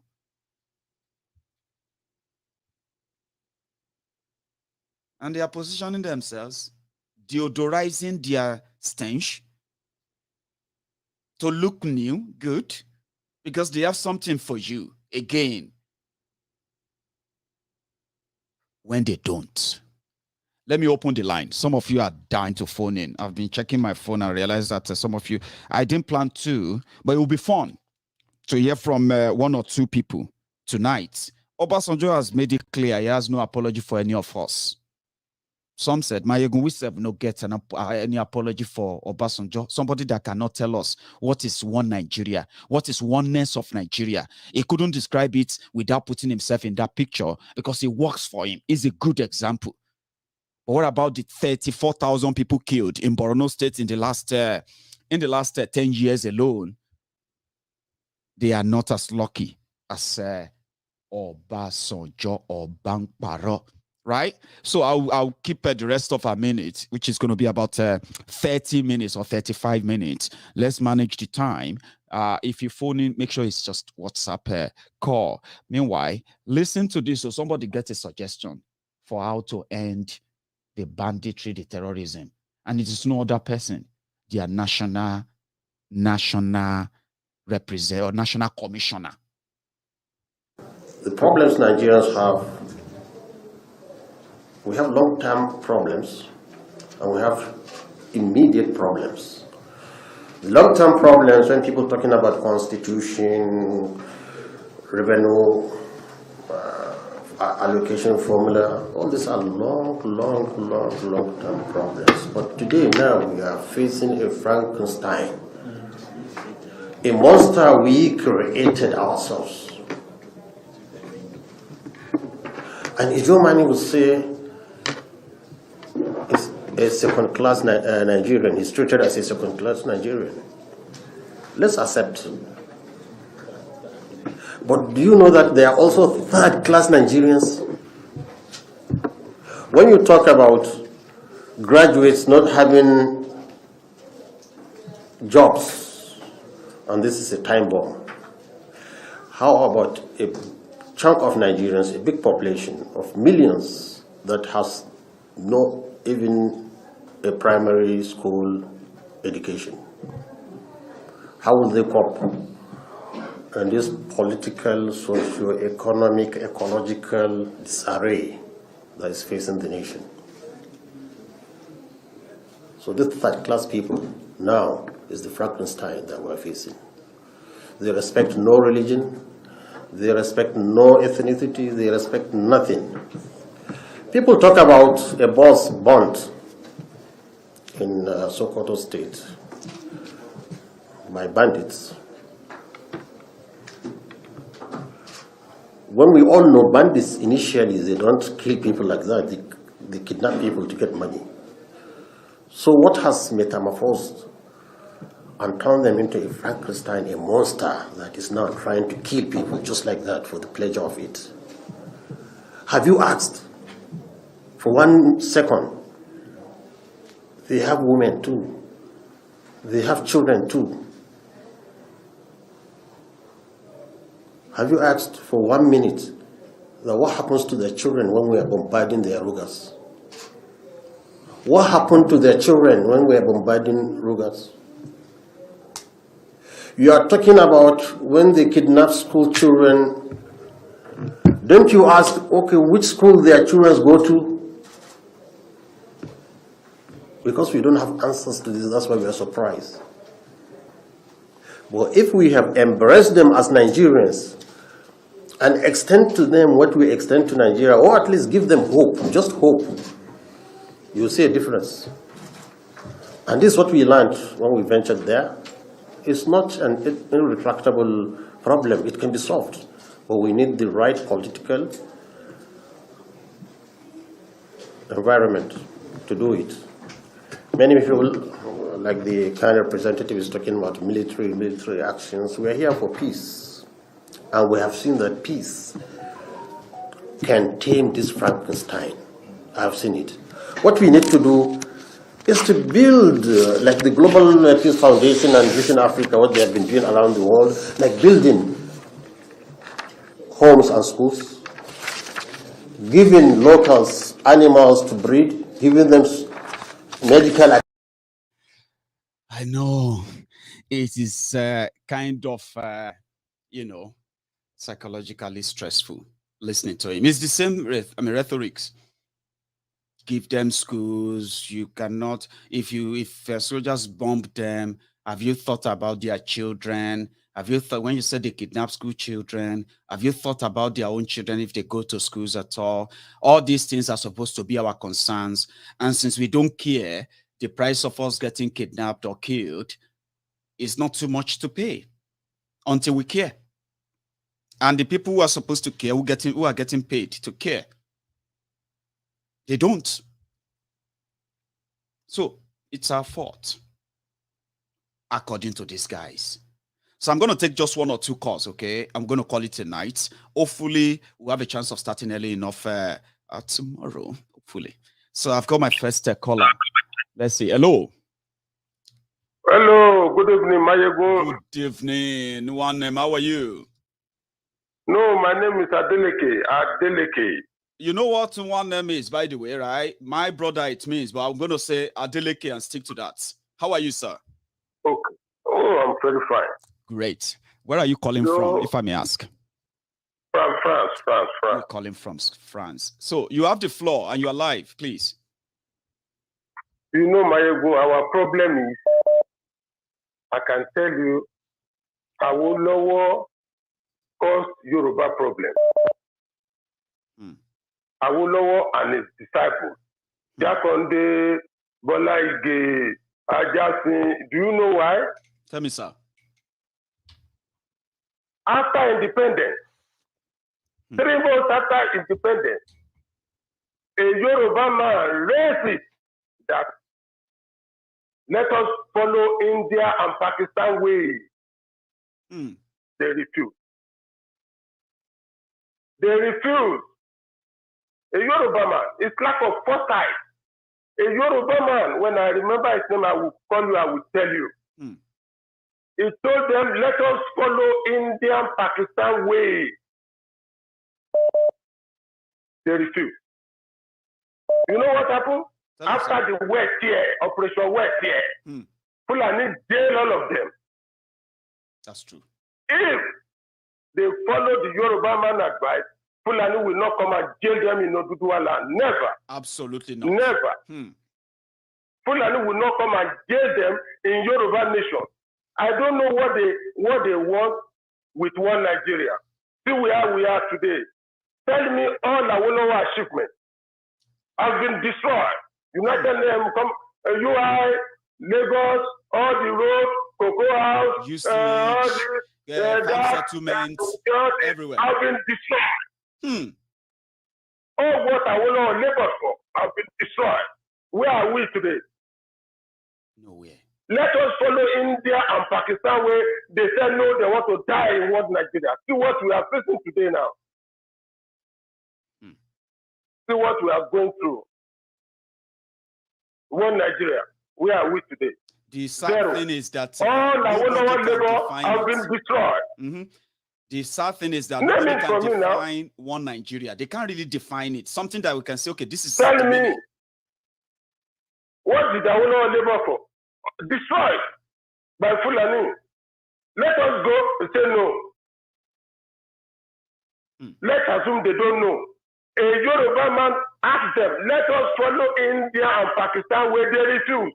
I will search for the man's name. I will tell you. Thank you so much, sir. Let me take another. After 6 months, after some time, the Yoruba man died. The Yoruba man died. Who killed him? Do you think a Fulani killed him? No. Now we, like what they are doing to Igbo today. Do you think Fulani man killed the man? No. Now we, as what they are doing for Igbo today. We have a long way to go, Yoruba people. God help us. Amen. Good day, Mayego. Thank you so much, sir. That was a very good start, by the way. And as he was talking, this is what came to my mind. And I think I should share that with you. One moment. Malamala. Mo bojú ayé o ayé ṣá malamala. Mo máa bojú ọ̀run òkùnkùn ló ṣubúlẹ̀. Mo máa bojú ọ̀run òkùnkùn ló ṣubúlẹ̀. Mo ní ẹ̀ẹ́rẹ́ yìí o. Kí ni dé sí Yorùbá o ọmọ aráyé? Kí ni ṣẹlẹ̀ sí Yorùbá o ọmọ Oòduà o? Yeyeyeyeyeyeye àwa máa ṣeun ọ̀rọ̀ là ń bẹ. Yorùbá ń ṣera wọn nítorí owó. Yorùbá ń jìra wọn lẹ́sẹ̀ nítorí ipò. Wọ́n gbẹ̀mí fáláre, wọ́n gbáre pẹ́lẹ́bí. Wọ́n kò lè kó wájà, wọ́n tún polóko wá mú. Ọgbọ́n tí wọ́n gbọ́n ló gbé wọn délé ọlá. Ọgbọ́n náà ló tún padà wá sílé wọn mọ́lẹ̀ o. Àwọn tí wọ́n ti ń ṣọ̀gá lọ́jọ́ tó ti pẹ́. Tún padà wá dẹni à ń fọwọ́ ti sẹ́yìn o. Yóò Yorùbá yoyoyo bí iná alẹ́. Yorùbá rúrúrú bí omi òkun. Yorùbá bàbá ni bàbá ń ṣe. Yóò Yorùbá ronú o.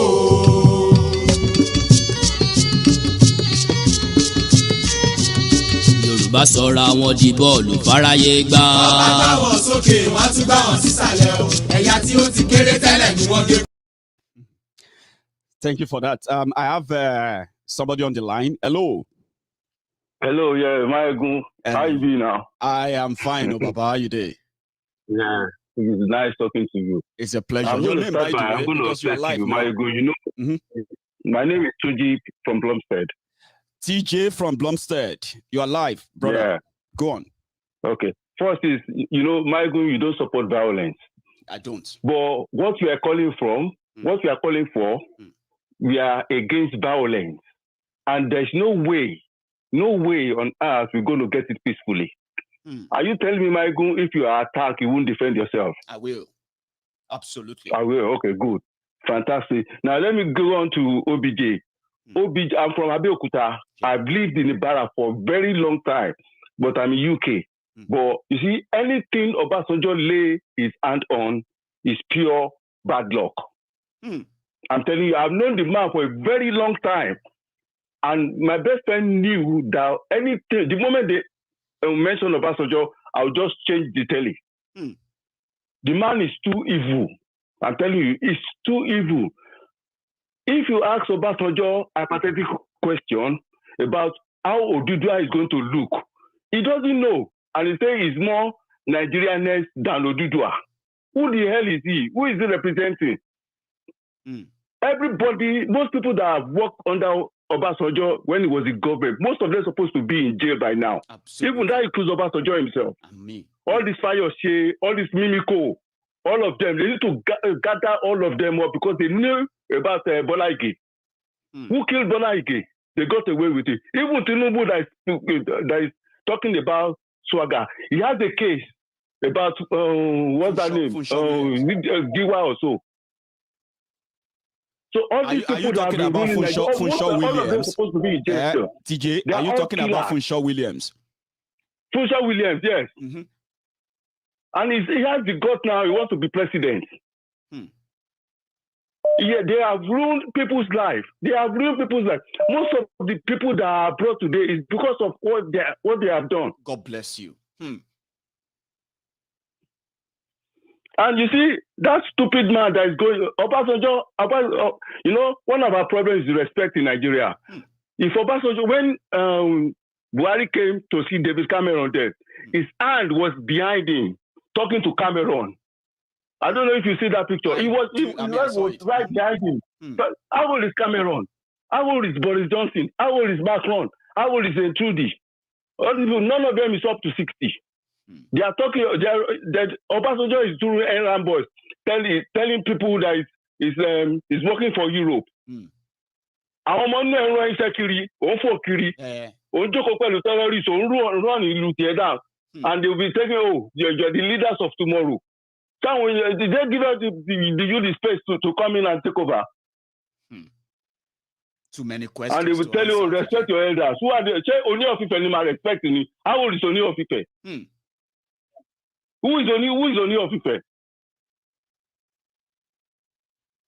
Everybody, if I'm telling you, if UK wants 10 million people from Nigeria tomorrow, it will take them 24 hours. 24 hours. Look at Dubai. Dubai came to Nigeria to exploit all our doctors. And they're talking about one Nigeria. All those doctors that left Nigeria, where are they from? Are they not from the south? So the country is empty. That stupid old man is going up and down, talking about Nigerianness. He's not representing the Yorubas. He should go to hell. Thank you, TJ. Let me take another call too. Thank you very much. No problem. That's Omar Dugbomi. He's from Abeokuta. I'm from Ijebu. And trust me, he couldn't have said it better. I have another person on the line. Hello. Oh, give me a sec. Let me get you on the real line. Yeah. Good evening to you. Your name, please. Yeah, my name is Moses. I'm coming from the UK. Moses, you said, yeah? Yes. Great. So, from the Moses, UK. Yeah, so you are live, please. Go on. Mayegun. Sir. To buttress what the last caller said, he said the respect is part of the problem we have in Nigeria. Until what happened in Ghana in 1981 and 82 happened in Nigeria, Nigeria is not going to change. All those so-called big men in Yoruba land, they need to be arrested jailed and killed. If not, Nigeria is not going to be peaceful. They are the main problem of Nigeria. Please elaborate. Look at Obasanjo, for instance. Obasanjo was the old president. He came to become new president. That's right. Anything Obasanjo did was wrong. Everything. Everything Obasanjo did was wrong. And you know one thing, he's involved almost in everything, by the way. He's always involved. Obasanjo is a wizard. He's the one ruling Nigeria. Until all those people, until they get them off, Nigeria will never exist. You guys are telling us we're the future. What is the future? When? Leaders of tomorrow. The future is now. Can you imagine? The future is now. And I want to encourage all the youth. Let's rally together. Let's form one stronghold and get rid of all these old men. If not, there's no future for Nigeria. I used to believe in Nigeria until years back. Let me tell you this story. Now, I have a brother in Nigeria. Please. It was in front of a shop. Now, a police car parked and they brought out two people. And one of them pointed to my brother. Now, the police went, arrested my brother. Okay. In fact, it was a university student. In front of my dad's shop. He was arrested, took to the police station. No questioning. The next day, he was taken to court. Can you imagine? 3 days after he was supposed to be jailed. He didn't do anything. He's a student. For what crime? Now, one of them brother now came to... For what crime? Or what? Mayegu, not knowing. I think they went for a robbery. Right. And one of them, whether the police took money from them, right, or one of them escaped. So they're looking for somebody to balance the person. Just imagine. Right. They now picked this guy up. One of them brother now said he wasn't part of them anymore. What is their agility? And my blood brother is not somebody else. Thinking about the other people who have been jailed like that. Let me also share one story with you. Exactly. Moses. Let me share one story with you. This one is very recent, yeah? You must have read about these 15 people that got released after spending 14 years in jail. And a man who got picked up in front of his shop in Oka. He just told his own boys in his shop that I'm coming back now. I'm going to so-so person's shop. When I get back, I want you to make me pack all this and get them ready. He never came back. 15 years after that, he got a freedom just last month in November 2021. They accused him of being a member of MASOP, the Biafran agitators of that time. 15 years. And they, nothing. They found nothing on him. Absolute nothing. And that's it. They wasted his life. Until we get rid of all these stuff, man, Nigeria will never be peaceful. Look at what we say Ghana is peaceful, Ghana is peaceful. This is what Rollins did in Ghana. They killed all of them. If they didn't kill them, Nigeria will never be peaceful. I'm telling you, market of the world, Nigeria will never be peaceful until they get rid of all those witches and wizards. Thank you so much, Moses. Let me take another call. Just while we manage our time as well tonight. It's been a pleasure talking to you, by the way. Thank you, sir. Stay safe, man. Thank you very much. Thank you, sir. Bye-bye, man.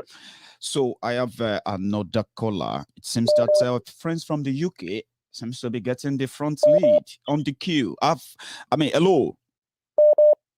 Hello, good evening, Maego. Good evening to you, sir. Your name, please.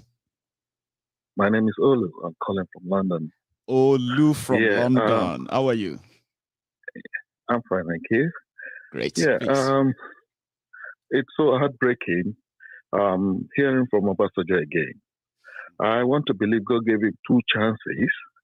He blew it the first chance. He blew it the second time. This third time, he's just, as you said, he's just everything you mentioned about Nigeria is just his presence there. And this time around, he's not doing a good job yet again. And who is not believing that anyone from Nigeria is going to be instrumental to the release of a Sunday Igboho we are all joking. So I concur with people who are clamoring for hiring people from outside to actually do the bidding for that guy in Benin. Look at the cronies. Look at all of them. Their hegemony in all over the place. Their dominance is just all over the place. They are not interested in a new thing coming from that nation. And everybody clamoring for a new nation or a rebirth. They are not interested because everything they have ever been benefiting will be taken away from them. Exactly. And that's their fear. Because it has to be taken away from them. Look at my friend who is an architect. He said he got to Agbo and they said this is Obasanjo expanse of land. That's right. The indigenous don't even have that kind of land in their own space. So this kind of a thing will be taken away from them. All this unlawful benefit that they have ever enjoyed will be taken away from them.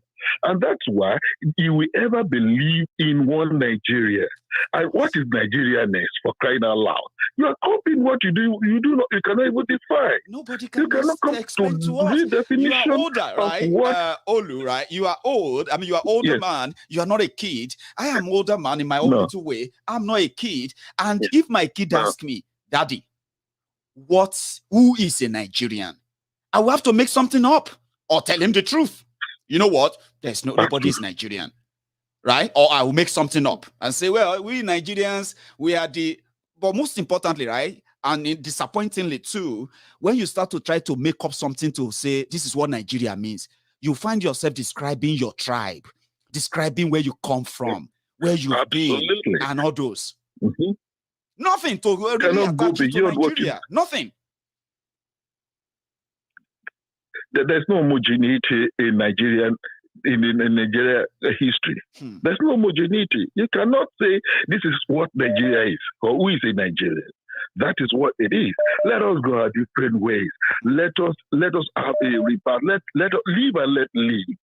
Live and let live. Let everybody live like human beings. And they come to Europe, they go to America, they travel over the world. Is this how they make their own country to be?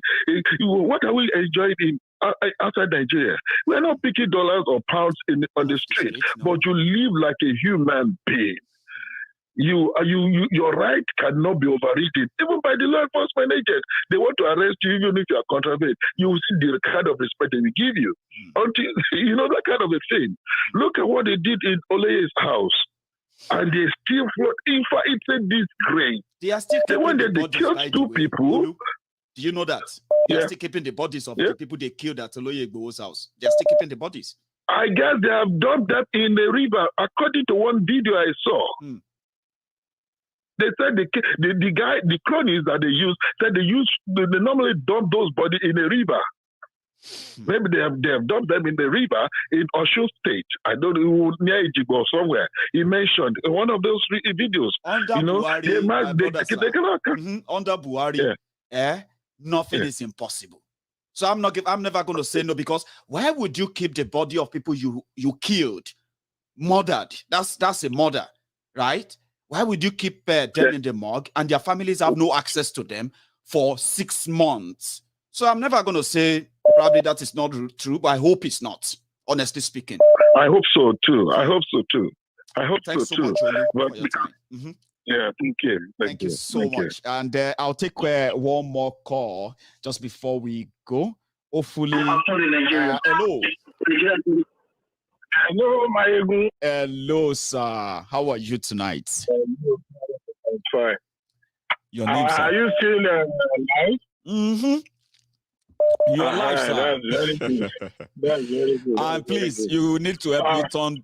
You need to help me turn down the volume of your device that you are watching with, okay? Because you are live now. Everyone can hear you. Yeah, I've off it already. I just fantastic. Your name, sir? My name is Samuel Ido. Samuel. I'm calling from US. Oh, from the US. Thank you so much.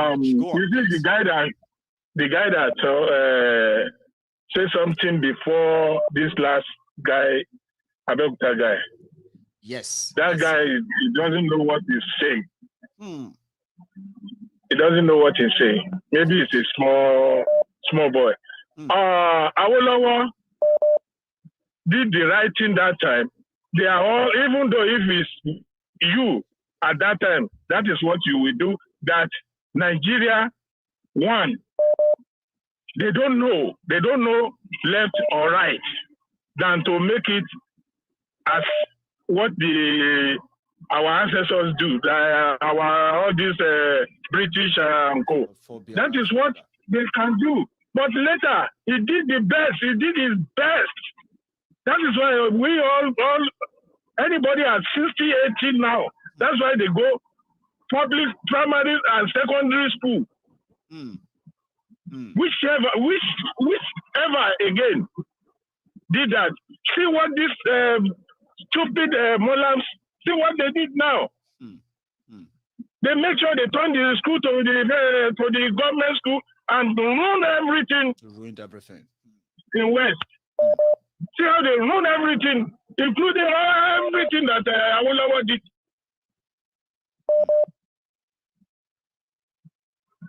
So all those people doing the UPN, they try, and all the West is well okay. We have Fox TV in all Africa. Even we get TV before the France. That's right. We have the best. Yeah. Sorry to cut you short. Really sorry to cut you short. Yeah. So what happens? I think what my contributor was saying back then was that every good ideas, every beautiful dreams, and good work that Pa Awolowo did, they were easily rubbished because even if they didn't see why, even if he didn't see why we should break away from Nigeria and go the India-Pakistan way, right? That somebody raised the alarm. You know, sometimes you don't know everything, right? So when somebody raised an alarm and say, maybe that person saw the future of where we are today, right?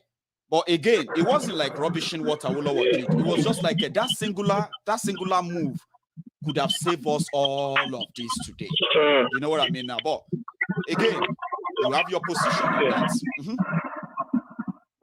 I give kudos to those Papa Awolowo and all these people working with him there. See how Tinubu that Awolowo raised, see what he's doing. See how he turned all the Lagos state to his own. Personal property. I have somewhere in Lagos that I have a shop since 1979. He took over the place. That is Apapa Amusement Park. Maybe they might have taken you there. Anywhere from Botibat or Lagos, from Benin, people are bringing children every Christmas by this Christmas period. Amusement Park. All the children we born after that place, they have become grandma today. So see, he turned that place to his own. After the man that get that place dead, he said he already bought it. Because the Lagos State didn't sell the land for the man. They give the man the land on what they call it? What do they call it? What's that? So Tinubu turned the place to his own till now. And what did they build on that? What did they build there now? What did they build there now? He brought the Chinese. He brought the Chinese to bring another new some equipment, join the one that was there, right. And they started using it again at Papa Amusement Park. They just took it. That is where they take children go during the Christmas, Easter, all the festivals. That is where they carry children go. Right. So what they did was that they took it away from Jews. Yeah. That place supposed, even though if that man died, he doesn't have children. It's supposed to be the Lagos State property. Not Tinubu's property. But now it's Tinubu's property. Thank you so much, sir. Yeah. Let me take one more call just before we round it up tonight. Okay. Thank you so much for calling in, and you have a good yeah. good evening. I have something for you, but I've never sent it. I will send it. Maybe I send it through Koiki. I have something. Thank you. Thank you this very much. Yoruba Nation Slovenia. I have it for you. That's amazing. If I can get my hands on them, it will be great. Send it to Koiki. Koiki will get it to me. Yeah, he will get it to me. Yeah, I know. Thank you so much, sir. Koiki will send it to you. Thank you. All right. You have a good one. So I have one more call. Let me take one last call. Just enough now, okay, before we round it up. Hello. Yeah, Mayego, good evening, sir. Good evening to you, sir. How are you? I'm fine, Mayego. Thanks for the good job you're doing, Mayego. Thanks you. I mean, thanks so much. Mayego, one thing I want to say about this, our leaders, like what the second to the previous caller said, we are giving them too much respect without expecting it back from them. So they think it's entitlement. If anybody, all we're saying is respect, but we never go to dictionary to define what is the meaning of respect. And it should be. So is this, yes, and we keep. This is what is putting us down every day. Respect, every day respect. The elderly one you're respecting doesn't know that respect is reciprocal. He should give it back. And why will you be respecting somebody that doesn't give a damn about you? For what reason? To achieve what? Because he's older than you. Then you will be respecting him. That's all. Somebody that wants you dead and you keep respect, you keep lying down for him because he's older than you. I don't get it. Look at what we are doing now. Look at go together now this December. All this America, let me use that language. All these slaves in America, Holland, in UK, all of them are going together for Christmas. You want to tell me that if they have Yoruba nation, Biafra nation, that all these people that have link with Yoruba every Christmas, would they come back home? Do you know how much revenue Yoruba will be getting every time they come? I can only imagine. One alone will run the country. But we keep doing this one Nigeria. Look at Obasanjo sitting there with Gumi. What level, what category of relationship or friendship Obasanjo has with Gumi to sit down one place and start talking about future of people? I don't get it, Mayego. It is what it is. You know what people do tell me. They said that Mayegu, we don't know how you are surviving it because we bet that you actually think a lot about Nigeria before you come on your programs and all that. They are thinking about Nigeria is affecting their mental health and is affecting other things that they stop thinking about Nigeria completely. How do you do it?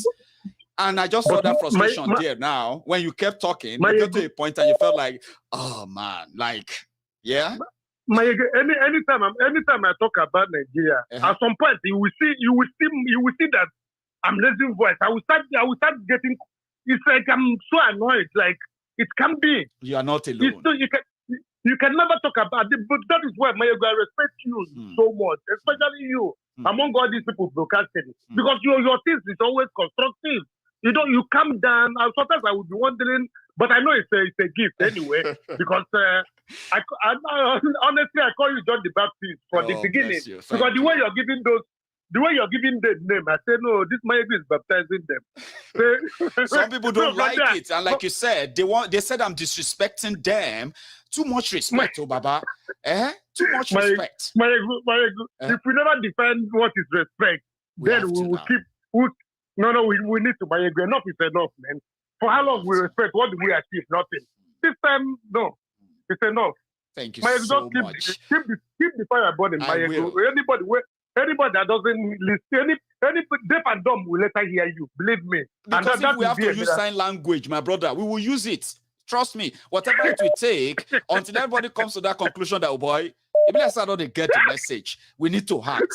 Until then, Baba, if you require sign language to come here and say, we'll go do them. I go learn them. Thank you so much for your time. Right? I know you can do it. I know you can do it. I know your best is yet to come. So much. Believe me. I know. Thank you. Because believe me. Thank you a lot anyway. You have a good evening. And one thing you left out of this whole beautiful roundup tonight is your name. And I know probably that's on purpose. I would love to know your name again before you go. My name is Bob from Amsterdam. Bob from Amsterdam. Guys from Amsterdam are kind of different breed, but the story is not for today, not for another day. Bob, you have a good evening. All right. Thank you so much for your time. And to everyone as well, I'm going to say thank you. It's been a nice, I told you it's going to be, you know, it's going to be interesting if I open the line, but time is not on our side. Some will say, why can't you just stay on? Do you know that in Nigeria right now is already 12 o'clock, midnight. In, where else? So let's round it up from here, okay? Obasanjo has spoken his mind. You should respect and know that. You shouldn't, by any means, be dissuaded or, detached from the right thing that we all ask for. Equality, fairness, justice. Where there is justice, right, there will be less strife, there will be less problem. Or if those who are saddled with that responsibility continue to make it a choice of milking it, monetizing it, then turning around because of their selfishness to tell us to endure it, live with it. It won't last long. Same thing they told our parent. They told your parent. They told my parent that Nigeria will be better one day. Nigeria go better. Nigeria go better. Some of us don't become parents now. The same guys are positioning themselves because they care for us. They care about our future. When I was a little boy, the future they were talking about. When you grow up, when you become man of yourself, you, this boy, Sheyi, you see all this, you are not listening. When you grow up, when you become man of yourself, you will realize this and that. Baba, I don't become man of myself. I don't grow up now. I realize that among other lies they told me, that I'm the future leader. Trust me, even in me right now, with the way Nigeria is structured, I no get future to any leadership there. You know it too. We all know it too. But they lied to me. Are you going to let them lie to your children? So if your person just says Yoruba nation is not in, he's right. But for Obasanjo to say you should feel same because of Nigeria, you should question that. And if you have been so kind of packed, cut off, you know, like a bonga fish, dry bonga fish that can no longer be straightened up, but they use your brain. Don't pass that symptom to your children. Don't make your children face what you are facing right now. In 20 years' time, they are going to be parents too. And when they become parents, they will have half of their life, if not more than half of their life, trying to figure it out. Waiting the shell. Which country be this? How did I find myself in Nigeria? Just like many youth are figuring it out, and they can't find the answer. In that rubbish, in that midst, the leaders who brought us to that level, they can't take us out of it. Liberate your mind, clear your mind. If they say Nigeria is not working, we know why. And they start with the fake constitution you have. If that still exists, that gives give a tyrannical power to criminals, as long as they grab the center, it doesn't matter where they come from. Yoruba, Hausa, Igbo, Fulani, though some will say, my Igbo, no, they talk like that. Igbo man never become elected president. So if you they count them, no, they count Igbo. I agree with you. So we can say we never know what an Igbo president would do, which is true. You have never elected an Igbo president. So fine. But you have elected Igbo governors many times. Can you pick any one of them that you think, this one, if you go to this state, you go to say, the Nigeria? Yes. It is that same product that they will give to you on a larger scale than Nigerianness. That's Nigerianness. That's one Nigeria. Oneness of Nigeria. The choice is yours, whichever one that works for you. Some are demanding for referendum. Others are demanding for an immediate constitutional change, which will allow room and give room to everything that should be legal. Everything they illegalize will be legal. For example, if you insult the president like I do, that's treasonable. If Malamu and gang capture me, if they grab me right now as a person of interest, but not treason, now shoot aside. Trust me, if a wrong day, then take my take my fight to BUHARI and gang with the way the fraudulent 1999 constitution empower these criminals, for insulting BUHARI, now death by hanging. Imagine somebody puts rope for my neck because I insulted Tifnubu, I insulted BUHARI, or so they feel like I insulted Obasanjo and the rest. That's the judgment too. It is because that fraudulent paper allowed them to do it. People are asking for different things. All you can tell in this is that Nigeria is not working. Those who made that happen, they had so kind of resistance to change. If you believe them for whatever they say, that blood that is keeping it together for now, that is making them who they are now, that flowing blood is the blood of the innocent people you read about every now and then. You don't know their name, but they tell you they die, they get killed anyway. But since it's not you, it's not one of you, you have no idea. But it's all up to you. Obasanjo does not speak for me. And I bet he doesn't speak for the majority of the Yoruba people as well. Same thing with Tifnumbu, right? These guys don't speak for anyone but themselves. You believe them at your own peril, at your own expense, in your own peril. So thank you so much, friends. We have almost 2,000 of us on YouTube tonight, quite a number. But we only have about 600 of you who could say, Mayegun, well done. You know what? YouTube, they've removed dislike button. I don't know why, but they said some YouTubers, they give them mental health wahala, because if they realize that after putting all the effort, after speaking glowingly, some people can't, they put down. They say they affect Onyibo mental health. But you know me, nothing they affect my mental health anymore. Thinking about Nigeria alone makes you know that before anything else will rubbish your brain and make you get mental health problem, you must have been through a hell other than that of Nigeria. But that of Nigeria can make you get ready. So listen, there's no dislike button there anymore, okay? You can still give a thumb up. Like that video. And then I'm going to see you some other time. Subscribe on that YouTube channel if you can. And on my Facebook pages as well. Like, share, and comment. I'm going to see you some other time. So good night to you all.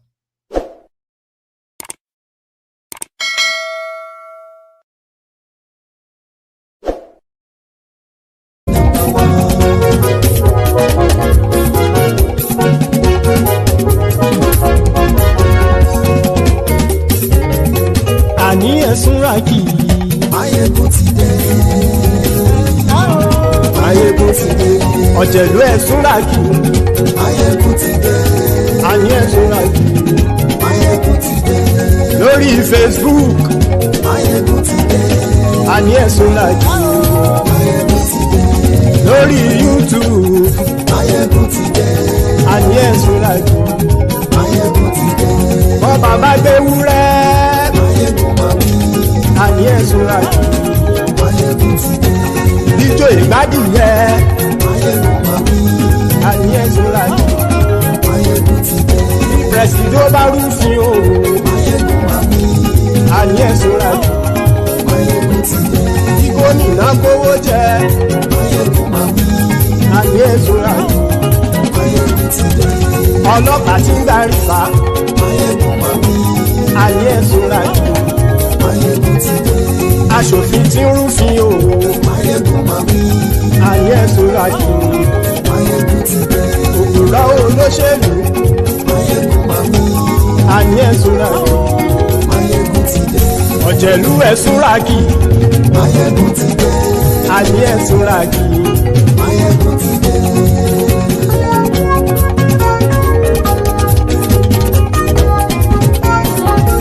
Máyégún ti dé. Gbogbo ọ̀jẹ̀lú ẹ̀sùnra kì í. Máyégún ti dé. Gbogbo ọ̀jẹ̀lú ẹ̀sùnra kì í.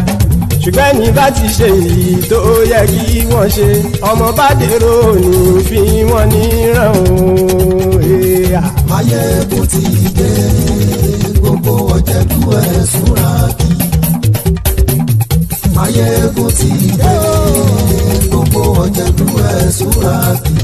Ṣùgbọ́n ní bá ti ṣe èyí tó yẹ kí wọ́n ṣe, ọmọ bá dèrò ní fi wọ́n níran. Wọ́n fowó bẹ́ẹ̀ o. Máyégún ó sọ pé wọ́n ò fẹ́.